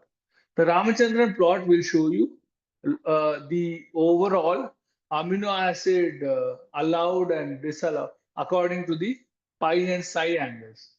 If you have not read about Ramachandran plot, I request you, it's an excellent science. So please go and read about it. So in brief, I'm just sharing, can you see there are 3 color regions, okay, which is extra dark regions. Then you have white and then partially allowed region, then completely disallowed region. So if you see here, this is completely disallowed amino acid. If I click this, then I will be able to see that amino acid selected. Okay. And so like that, if you click, okay, you will be able to visualize that particular amino acid. Each dot indicates a particular amino acids. Okay. So Ramachandran plot is a good thing to visualize the quality of the structure also. But if the X-ray structure is very good, then you don't have to worry about it. Okay, it will be nice. So in diagnostics, we did not had any problem. And now I'm coming to Dushyant problem, Dushyant question. That see, it only have three water molecules. You remember during protein preparation, we removed all the water molecule that is beyond 5 angstrom. Why we can directly remove, right? Why? Because it is the responsibility of the researcher to activate the non-bonding interactions and check whether any of the water molecule forms any bridged hydrogen bonding or not. So this molecule is forming a interaction. Only one water molecule is forming an interaction with the ligand molecule, but it is not bridging with the protein. Bridging means one single water molecule. How many hydrogen bonds it can form? Can you answer?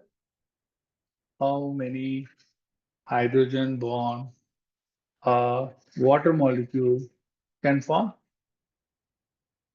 Tell me now. Max. I'm expecting answers. 3. Are you sure? Kunal, just check again. See, but thanks for answering it. So water molecule forms 4 because this oxygen has 2 lone pair, okay, atoms. So that is the reason it forms 4 hydrogen bonds in general, okay, not 3. Is it fine?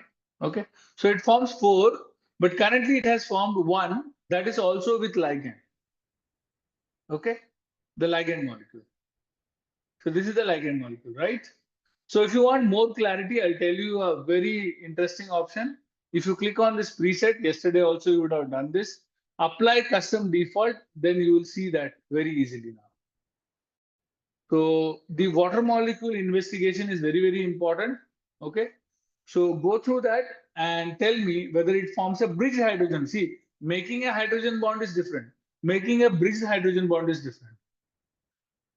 So bridged hydrogen bond is a situation where it makes with the ligand and also the protein. So currently it is not making any. So that is the reason you can delete all this water molecules. See, 26 is actually within 5 angstrom, but it's not doing anything. 90, it's making a single hydrogen bond. Then 92, it is not making anything. So you will be able to delete them from here if you want. Okay, like this. If I click, I can delete, I can click, delete, and click and delete. So I have removed all the water molecules and I have successfully prepared them. Now, finally, I think I have addressed on the water molecules now. And the next thing that you have to focus on is the potential energy of the preparation. How do you know whether the preparation went well or not? So to know whether it went well or not, you have to focus on the potential energy of the this preparation. So if you see here in the project table, no, I think you have to change Nafis. You have to change it. Okay. So this is OPLS 4, OPLS version it has mentioned. Okay. You can see. And if you see in this property tree, you will see there is a potential energy column will be there. Only water molecule that one forms. No, that is not forming. It's not forming a bridge hydrogen bond. It's just doing a single hydrogen bond with the ligand. What did I say? The definition is when it forms with the protein and the ligand. Okay, so none of the waters are there. Okay, so now in check here, you should be able to see the potential energy of the systems. No, this is, yeah. So can you see here? The potential energy of this preparation was minus 1171. Okay. So this is the potential energy of the system. So there you go. Now I think my preparation went, on analysis of, no, I got that, but I'm just asking that this bridge hydrogen bond is a criteria. Yes, yes, absolutely. I hope Dushyant, you understood, right? Dushyant, you have asked that question. So hope it is clear. Yes, okay. So now it's your responsibility to analyze all this, okay? Analysis of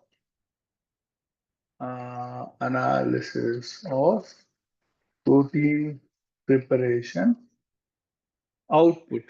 Okay.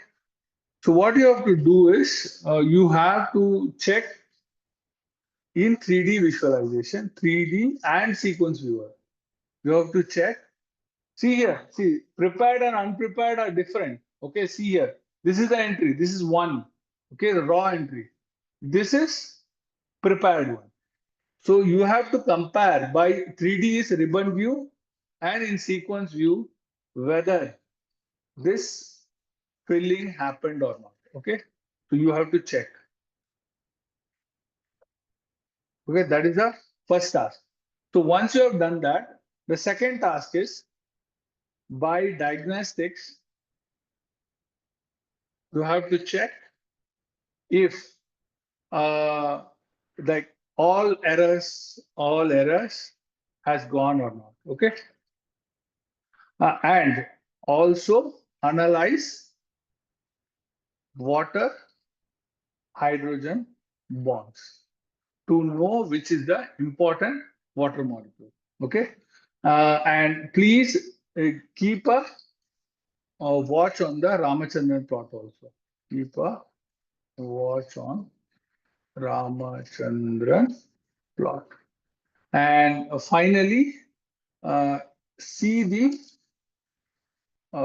potential energy in the project table. Okay, so these are the three tasks. I'm sure you can give a try, and after 5 minutes, if anybody needs help, I will be helping them. Okay.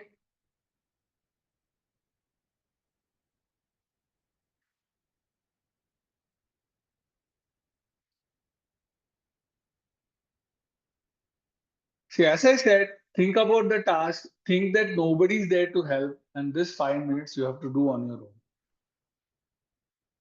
Okay. Yeah. Thank you.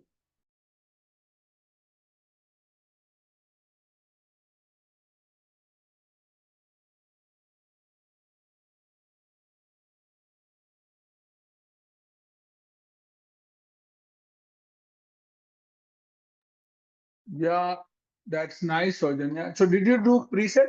Saujanya, can you just do preset? You will be able to see water molecule. See, sometimes it can be like you have by mistake deactivated this water molecule also. So do a preset. And if Saujanya, you can see it, then it's great. Give a try. Stereo screen. Criteria. See, water molecule is simple, ma'am. So if you see here, this is a protein preparation, right? Just you have to click on load workspace. So you will see three water molecules. Activate the non-bonding interactions. Activate the non-bonding interactions. So if you see here, HOH226 does not have any hydrogen bond. This has only one hydrogen bond. I said it should have like multiple hydrogen bond, one interacting with the protein part, another interacting with the ligand part. And here is water molecule 92, which is of no use. Actually, so you can delete all these three water molecules. Is it okay, ma'am?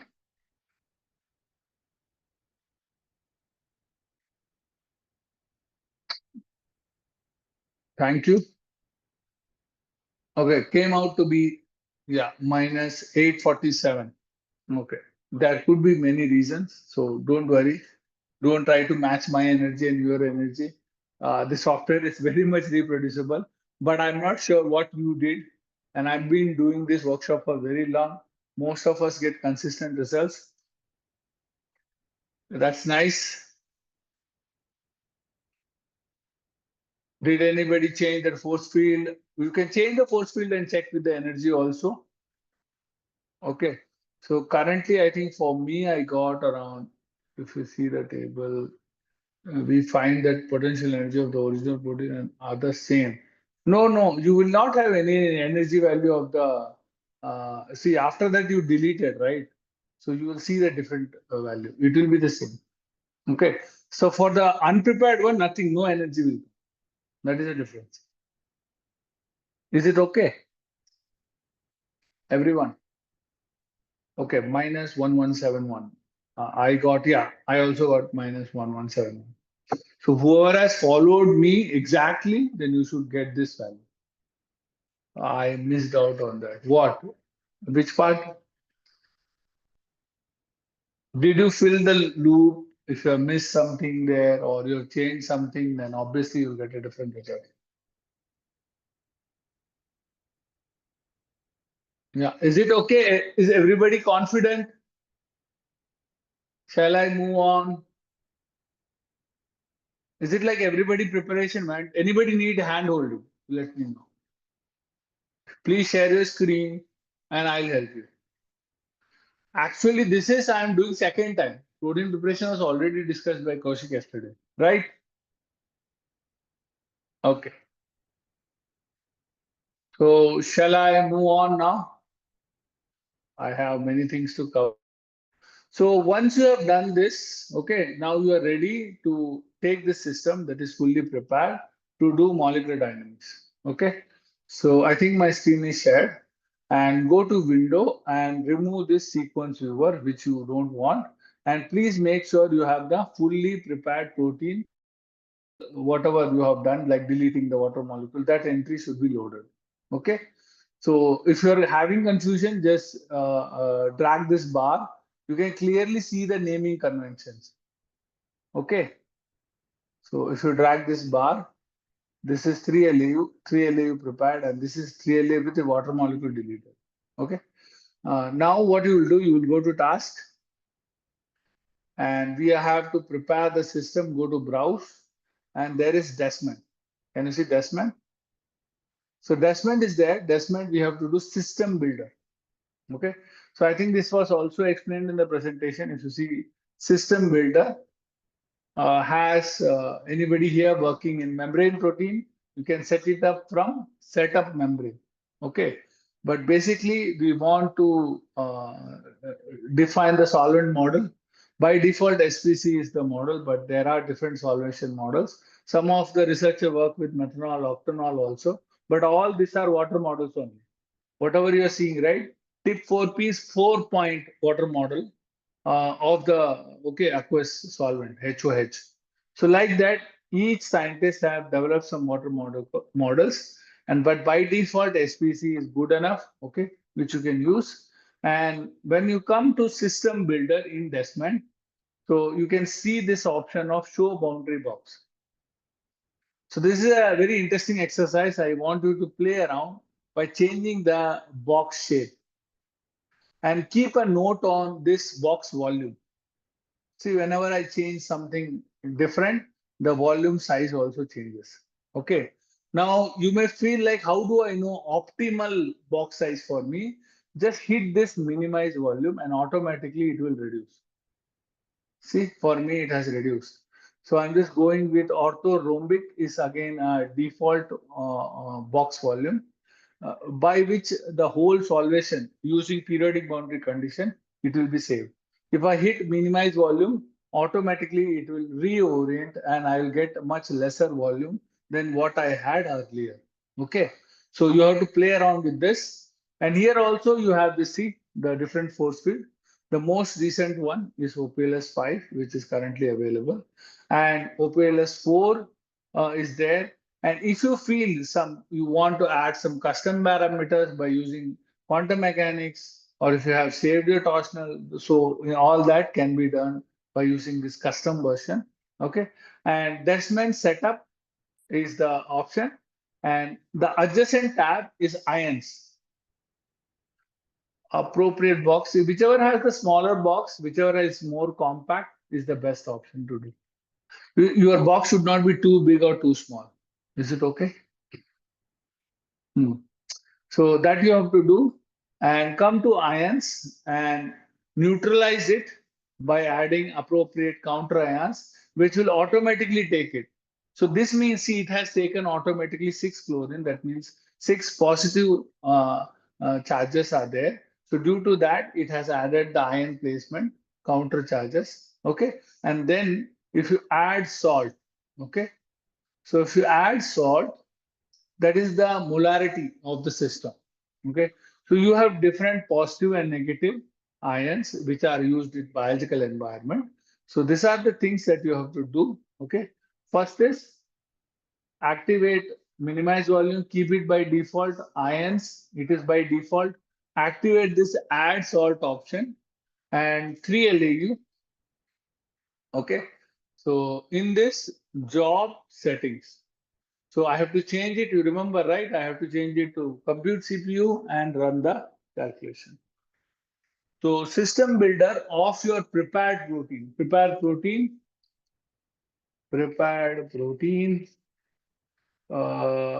for Desmond system builder.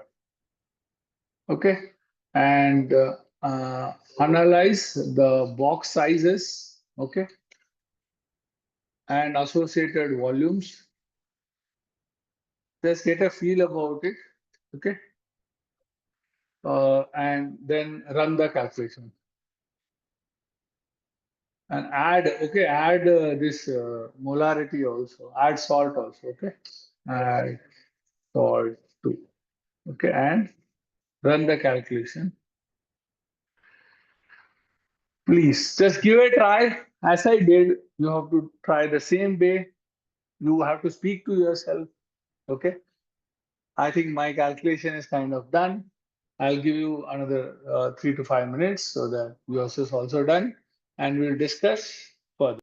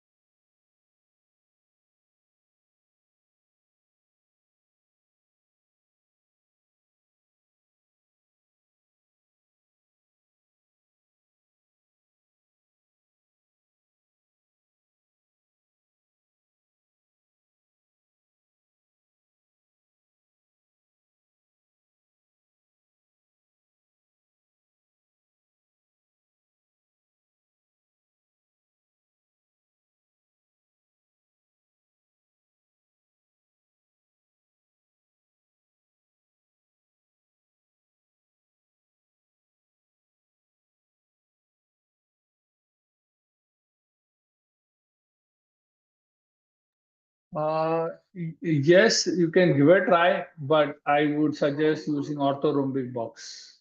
Okay.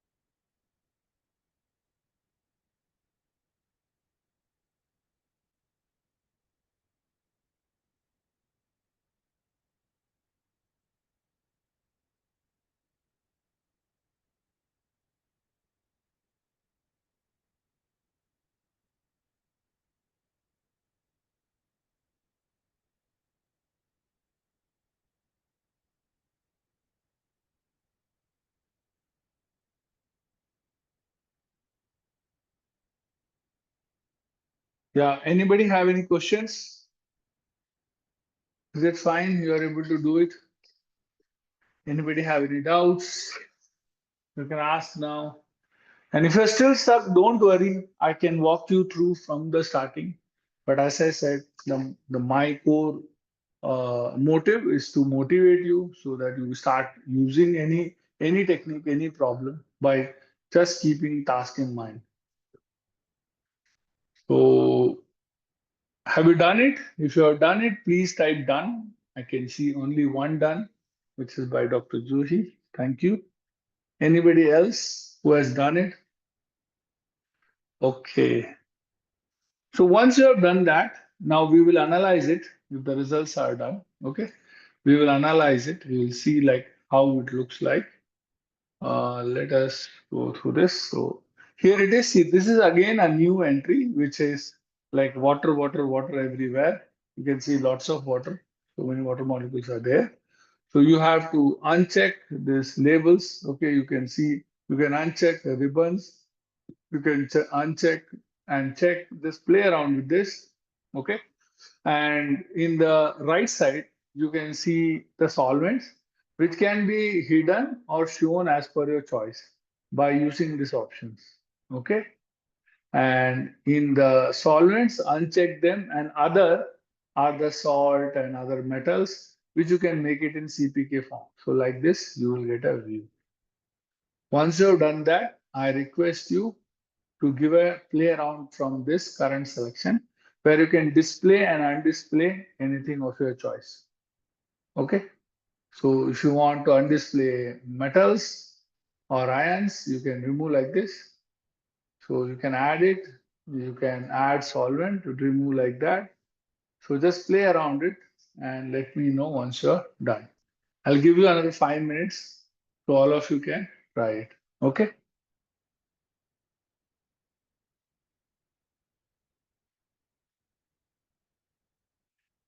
Anybody have any questions? You can ask.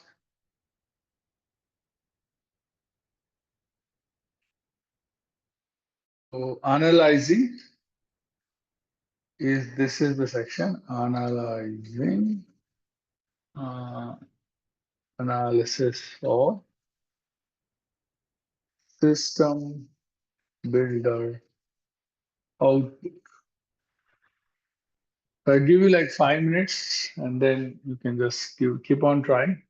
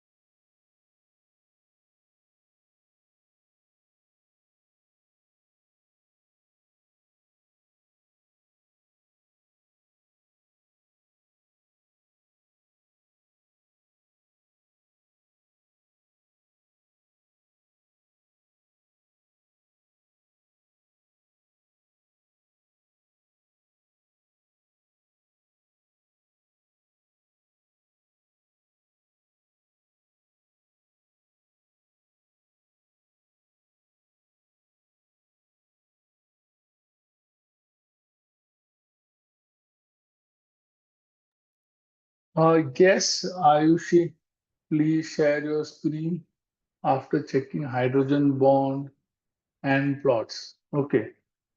So, so after checking the hydrogen bonds and plot, Ayushi, so you have to do the system builder.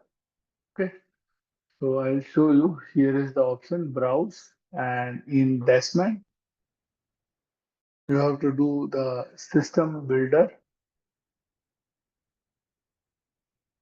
Okay, here is the system builder, and the system builder, you have to take the fully prepared protein.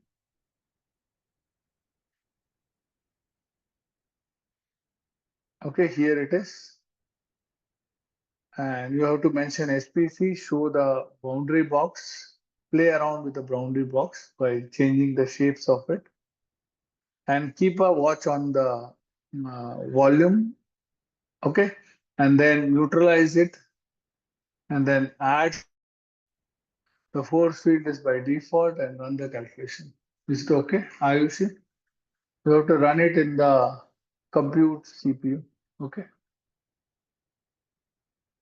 Give a try, and if you still face issue, please share your screen.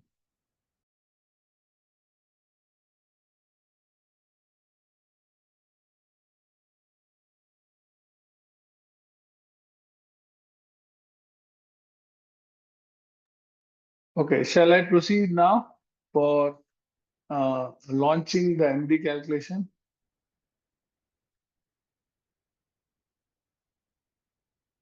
Okay, so once you have done the preparation, make sure the system is loaded like this, and then you will go to task, browse. Okay, in browse, there is molecular dynamics, and in molecular dynamics panel, we get that option to load the system and run the calculation. Usually this consists of three stages. Okay, those who have used GROMACS, once the system is built, you do stabilization phase or equilibration phase, then do production run, right? So in this, it's quite like by default, the relaxed model before simulation will take care of the equilibration phase. Okay. And here, once I click load, it will show me the number of atoms. The full system consists of around 30,872 atoms. Okay. And then you have to go and set your simulation time. Now, because of GPU, the minimum what reviewers are seeking is 100 nanoseconds. If you change it, then you will be able to see the trajectory interval, recording interval also changes, and the number of frames are 1,000. So that I request you also that don't be greedy, don't put too much frame, don't feel that that is a better way. What will happen is your hard drive will run out of storage memory. Okay. And ensemble, which is different conditions of temperature and pressure. So N stands for number of atoms, P for pressure and temperature. So we will be setting up the temperature and pressure of our research. And otherwise, if it is a membrane protein, then usually NP80 or NP gamma T comes into picture. But by default, most of the production run calculations happens at NPT. So I already explained you there is a 7-stage relaxation protocol, which will be there in the log file, which I can show you if anybody is interested. But otherwise, in advanced option, the very important question the reviewer asks is how you set your thermostat, how you manage your temperature. The temperature is managed by News-Hoover chain approach, and pressure is managed by barostat, that is using Martina-Tobias-Klein approach. Okay, so this you have to remember. And anybody like looking for replica run and all that, in miscellaneous, the custom seed is 2007. If you make it to random and run this calculation 3 times and it's going to reproduce the results, that is called as the replica run. Okay. Sometimes they are not happy with just doing one simulation. They want you to run 3 replica runs and show you the results. Okay, so we are not going to run this calculation, please. This is just for you to analyze the panel of molecular dynamics and which options to focus for. Okay, so just analyze and don't run. Analyze only Desmond molecular dynamics panel. Please, again, I'm telling you, all our cloud instance will freeze if you try to launch any calculations. This is just purely intended for the demo purpose. Yes, Dushan, what is the doubt you have? What if homotetramer and I want to do docking on monomer unit, some of the water molecules showing bond with other side chain, which have deleted and also ligand where it binds in different chain. Now, see, when you are in a homotetramer, obviously you will be working on a monomer only. And the focus, especially water molecule, you should just consider in the binding site. This is purely for small molecule drug discovery. But if your problem is more associated to computational biology, that means what structural changes, or how it is going to impact the adjacent chain, that is altogether a different problem. Then you have to go and check for, because see here also we solved the water model, right? Okay. So especially when it comes to, so that explanation which I gave was with relation to your docking.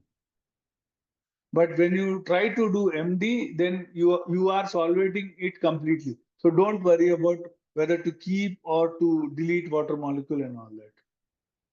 Because you are solving it completely.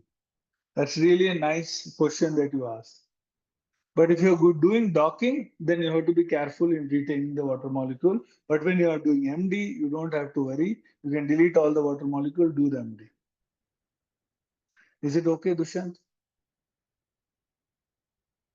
Those from different side chains? No, I'm not getting. You have to focus on the binding site only. Now, like, see, it is just the water molecule that forms an interaction with the protein and the ligand is the one that you have to bother about. Wherever else it is going to interact, that's none of our business. It's not going to help also.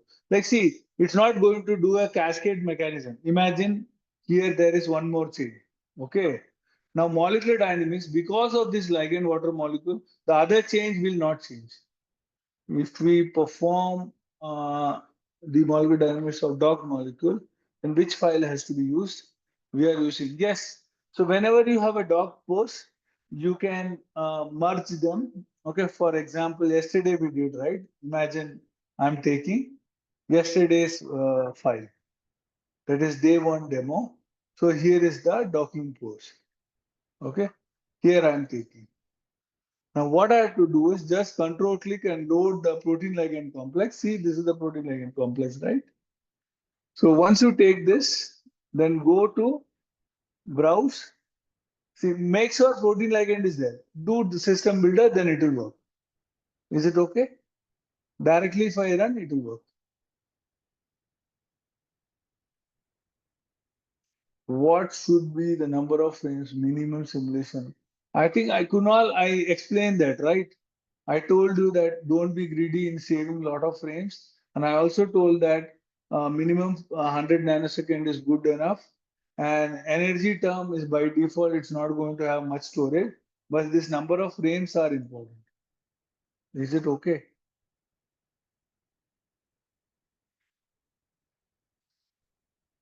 Yes, thank you. So I give you another 5 minutes. Then after 5 minutes, we will do the full analysis. Okay. So request you to just play around with your panel. Please, again, I'm requesting you, don't run MD calculation. I already have the file. I will be discussing that separately. Okay. Don't run MD calculation. Till now, we've been running. That is not a problem. So don't run any MD calculation. Just explore with the Desmond trajectory, that is the molecular dynamics panel, and then get back to me if you have any doubts.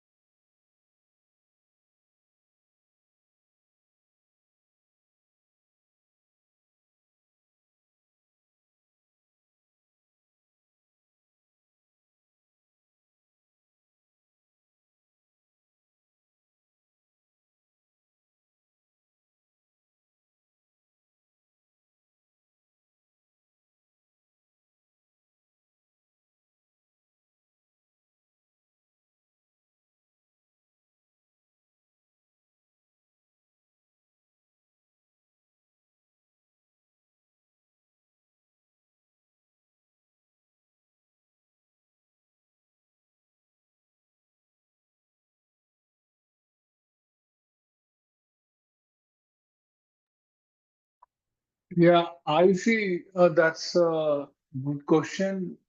Post simulation of pro drug simulation with amber, opulus, charm, etc. See, as I said, see, it is personal preference. I will never say this is best, that is best. But among whatever is there in the market, opulus 4 or 5 is a commercial force field. So you will get much better curation and more torsional spread. Uh, can be no, see, it can be used. It's not like see, I think Kuna amber is can be used for small biomolecule, for large biomolecule to save time. But it's about the output, whether the binding energy is correlating with your experimental outcome or not. And it means a lot. I'm just asking, are you a experimentalist or a theoretician? Like, is your core work is more along with experiment or not with experiments? So because trying to compare different force field, that itself is a field of research. If you are experimentalist, don't worry much on the force fields comparison. Whatever is feasible, whatever is available, go ahead. Because what is accurate and unaccurate according to as an experiment? If experimental outcome matches with the simulation is what is accurate to me. Okay. But in theoretician setup is a different scenario where they at minute 7 decimals or 8 decimal accuracy they will be comparing. Okay. So this question I've been facing a lot. So it purely depends. If you are going to be an experimentalist, you have to do both works and you're trying to balance both. So it's better you compute whatever the force field that is available. And there is nothing called as like the best of the best force field. So if your biological experimental works are correlating with your computation simulation, that means you are doing the right way. Is it fine? Because mostly I see researcher, whatever the force field is accessible, and then they start claiming this is the best force field that is very nice. It's going to help and all that. That's perception you can break out. Rather than ask if my experiment is correlating with which force field. Imagine biological activity has come in and your delta G are not at all matching. Whatever force field it may be not be appropriate. Okay. If the torsional parameters are missing in that force field, then however you run, it's not going to be of any use to you. Okay. Yeah. So it is based upon the researcher hand as which force field you should use. But nice question. Nice. Thanks, Kunal, for sharing your view also. But trust me, the difference between the force field is purely on the researcher, how he uses it. Okay. So anything else? Anybody? Shall I move on with the analysis? We can take a snapshot of a particular time using Mastro, or we need to require any. No, no, no. Now we'll discuss that. Is it okay, Kunal? We'll play around with that analysis now. So all set. Anybody else having any other questions? But thank you, Ayushi, and thank you, Kunal, for bringing this up. Even I had this big question always. And then I realized, okay, it's the scope of the work which decides whether, in general, most of the force field works fine on an average, but it is at experimental accuracy, we have to run some benchmarking studies and see which one is working and which one is not. And that changes drastically from researcher to researcher. Okay. So SARS residue radiation. Yes, everything we will be discussing. Don't worry, Ayush. So shall we start now? In case of membrane involved dynamics, could you please explain the particular settings? So see here in membrane, I think I told you already that is a different topic. If you see in system builder, you have to activate this setup membrane option. Okay. So in this, by default, the membranes are there. And there is a liquid solvent builder also, I think solute builder or something. If you are having custom membrane, then I think it is a solute builder something, okay, in material science. But by default, these are the 4 membranes available. Okay. And you have to mention the right ASL from there is a transmembrane database. the right ASL, and then place it automatically, then it will set to that position. Is it okay? And there are servers, if it's an existing crystal structure, then they will give the coordinates of that and automatically it will pick up. Is it okay, Saujanya? Just give a try and reach out to us if you face any troubles. Okay, now I think this much is sufficient. Now I will move on. I will go to file and import structure. This is very, very important. Okay, so all of you please focus on the desktop folder. Desktop folder. Then you have data folder. Then the data folder has the folder called as docking MD workshop file. And docking has Desmond MD3 LAU file. Okay, all of you reach this path. Desktop, data, docking MD workshop files, Desmond MD3 LAU. Okay, all of you come here. And then very carefully, you have to select this file, out.cms file. Okay, I'll show you that again. Click File, Import Structure, Desktop, Data Folder, Docking, MD Workshop File, Desmond MD3 LAU. Then you have Desmond MD Job 1 out.cms. Okay, so this has a lot of associated files. The very important files is this trajectory and this out.cms file. So all of you take this, and once you open this, you should see a T in front of this blue color T. If I click that and then say load trajectory, then immediately the trajectory will be loaded.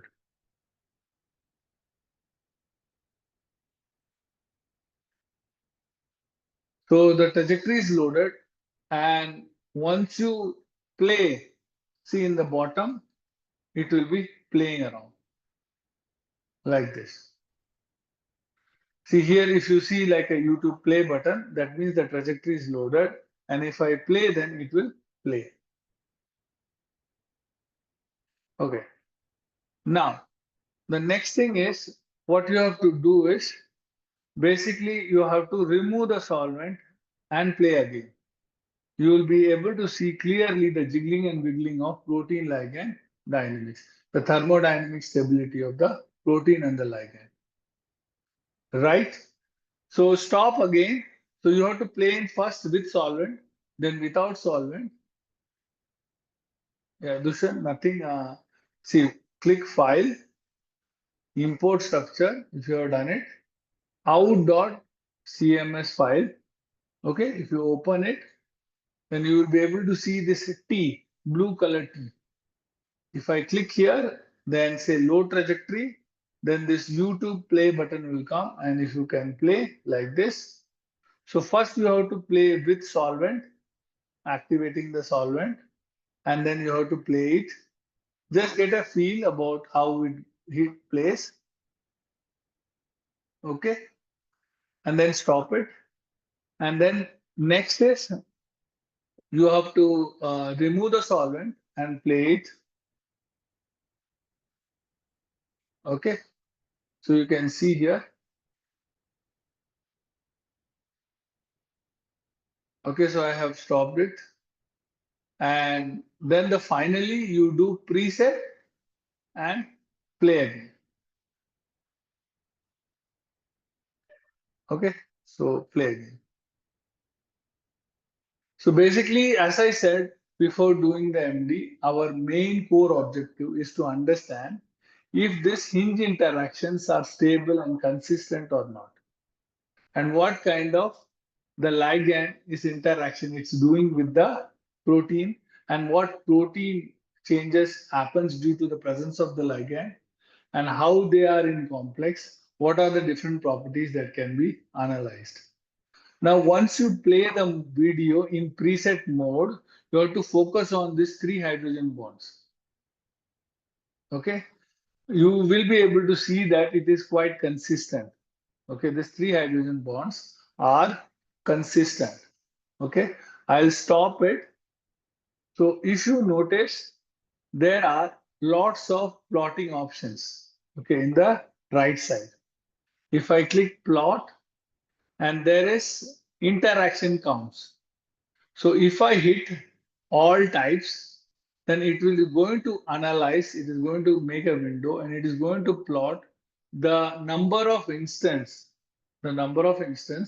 each interaction happened and a plot will come. Okay. So plotting the non-bonding interactions using plot option. Along with that, you also have RMSD, radius of gyration, and many other things. We'll discuss that one by one.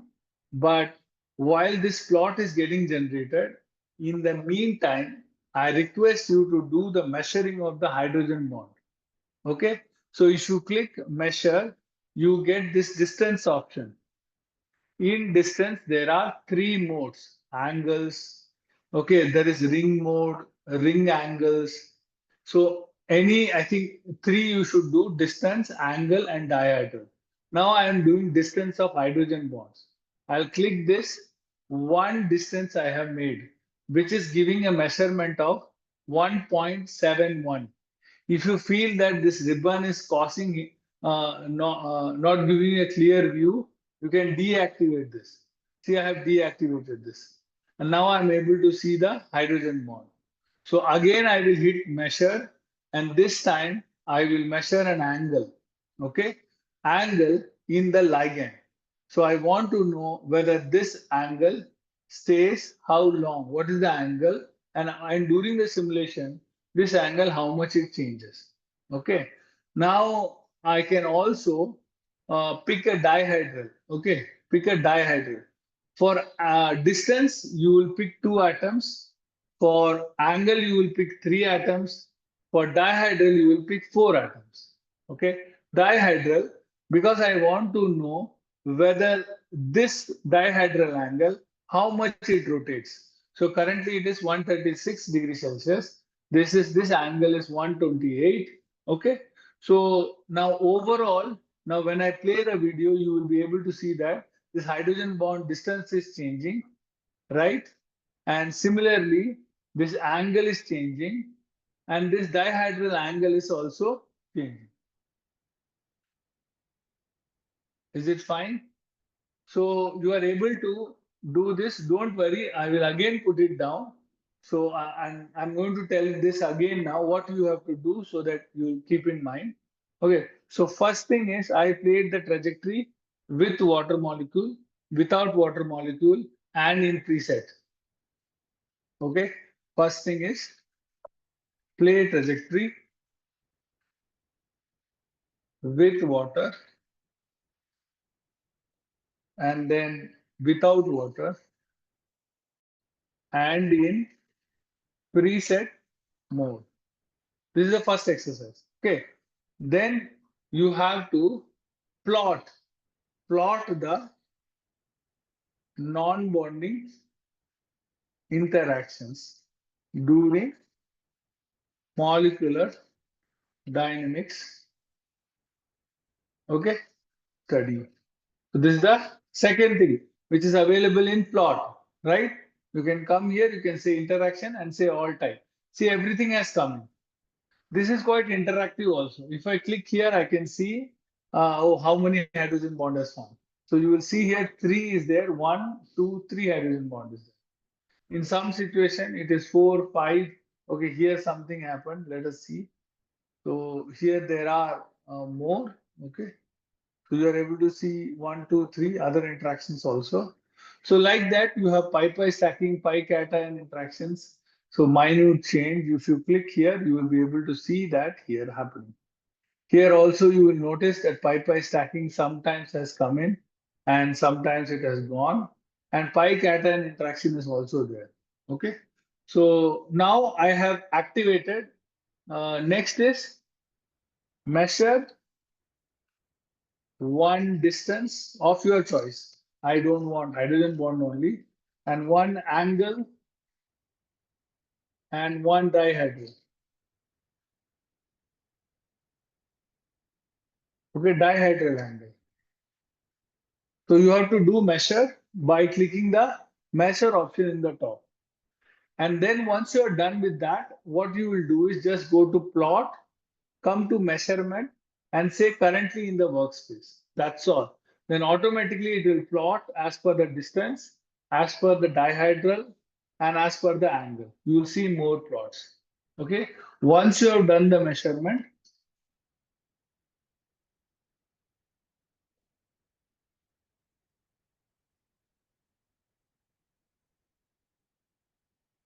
you have to plot the measurement during simulation, during dynamics. Okay.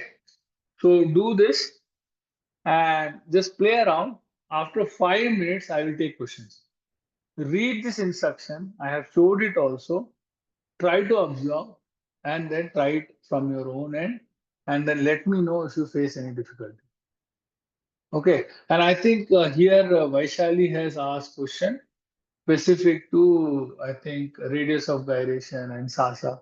Okay, so if that is the case, for example, I pick this molecule, you can pick this ligand. Okay, here is the ligand, I have picked it. And once I pick it, I can go to plot. And now this descriptor, that is radius of gyration or polar surface area or solvent accessible surface area, plot will be activated. So this is usually compared in apoform and in system. And then you can know how the increase has caused, how low or how higher the value, the SASA value is increased or decreased. Similarly, radius of gyration is also the similar way. It just sees the spread of the protein. It is usually done on the protein. Is it okay, Ayushi? So you have to compare the radius of gyration of the apoform and then the ligand bound form, which will suggest you how big the spread has occurred. If you want to calculate the radius of gyration and RMSD, make sure you select the protein. Okay, select this protein and go to plot and then come to descriptors and click on radius of gyration. So this will do all the plots. You can see it is generating. And trust me, this is just qualitative custom analysis. You have a consolidated plots that are available in quantitative analysis, which will happen post lunch. Okay. So now you do all this and let me know if any of you face any trouble. But again, I request you, give yourself that 5 minute chance to see if you are able to do this task. And if you're not able to do, ask your friends or ask me, and I'm there to help you. Okay? Thank you.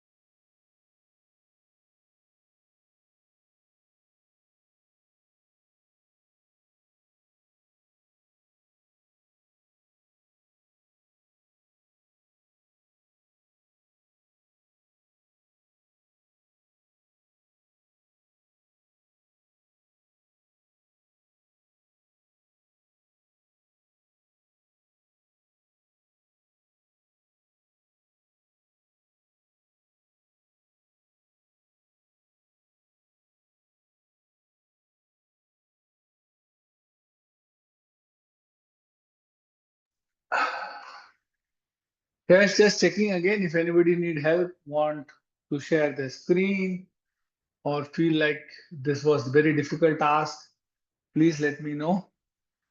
So again, please don't mistake me. As I said, being an individual independent researcher, I have seen many scientists.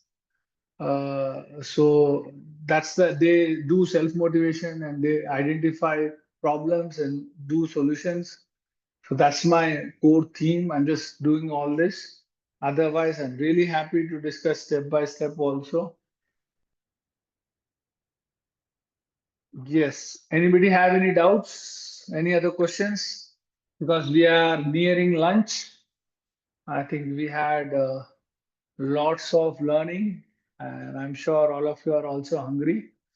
So we will catch you by 2 p.m. Okay, post lunch. Anybody have any issues, questions, concerns? Yeah, because this will be my last session and I may be seeing you in some other workshop. Thanks for joining in. Show this exercise, particularly non-bonding interactions and angle. Okay, will you be fine if you can share your screen, ma'am, and I will show it to you? Please share your screen and I can show it to you directly. Yeah, I'll show you the angle, distance, everything. Yeah, please. Thank you. Yeah, for others, we can break for lunch. Whoever has problem can stay in the link. Okay, so I told you, right, that there is a fifth entry. See, your setup is there.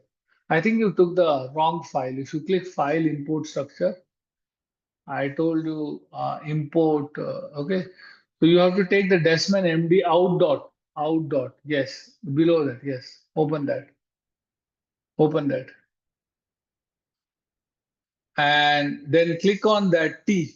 I think click on the T, double click on that. So you have loaded this. That's great. And I told you as per the exercise that you should play the video, right? Just play the video now. Okay, some jiggling and wiggling is happening. Right, nice. Just stop the video now and remove the solvent. Remove the solvent in the left side. Left side. Solvent you remove and play the video again.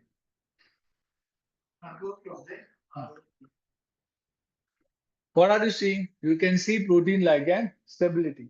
So you seems like, okay, protein is in the binding site only. Okay, is it stable or not?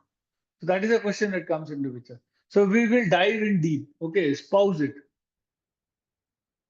and play the, now go to preset. Apply default custom preset. And now you can see the protein ligand. Activate the non-bonding interaction. Activate the non-bonding interaction in the right side. Non-bonding interaction, how you can activate? The right side, bottom. Okay, right. Further right. No, can you see plus, ma'am? In the there, toggle. There is a interactions. Below, down. Okay, ribbon is there. Just activate it. No, below, down.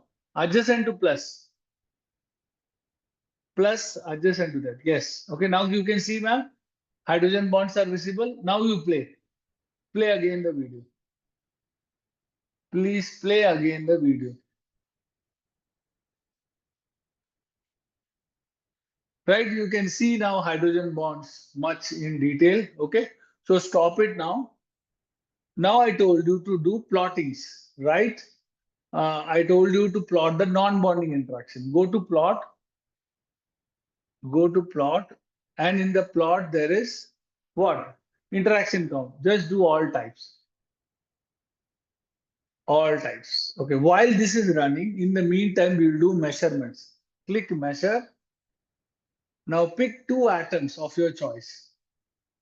Yeah, let's do one by one. Yeah, do distance. Yeah, pick one atom. No, don't do anything else. No, don't do that. Just pick two atoms. Yeah, take any two atoms. Don't worry about it. Yes. If you want to measure this, which is currently at 3.72 Armstrong. Now you change that to angle. Angle. Now select three continuous atoms. Any three continuous atoms. No, continuous, I said. We're not doing continuous. No. Okay, see, it is a completely wrong angle. It's okay. No problem. Now go for dihedral. Change it to dihedral. Yeah. This time, please select four continuous atoms, linked atoms. 1, 2, 3. Connection should be there. 1, 2, 3. Yes, 4. That's the way. But that will not change because that is a ring, right? Now you have done 3 distances. Now you play, you will see that angle and distance are changing. You will notice that.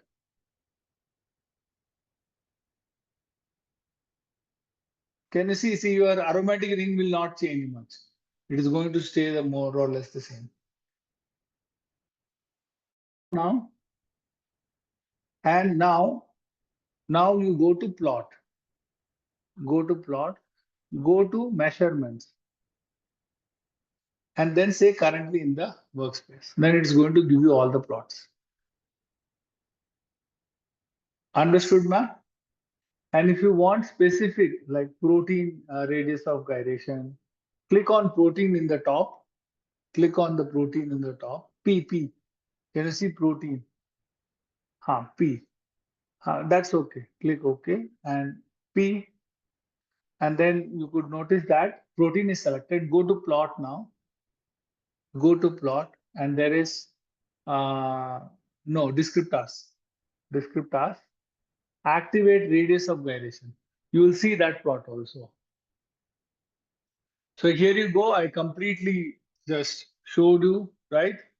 So hope it is clear. And these topics are highly volatile. It is very, very important that you practice and get a feel about it. Okay. So that's all. And anything else, ma'am? Anybody else have any other doubts? So I'm going additional 3 minutes. I don't want to swallow your lunch timing. So catch you in some other event. It was wonderful discussing with all of you. I appreciate. If you have any feedback and all that, please let us know. So catch you after 2 o'clock. My colleague Abhijit will be there to help you with quantitative analysis of MD trajectories. So please come back by 2 p.m. Okay. Catch you all. See you then. Bye. Thank you. Use the same link to join. Okay.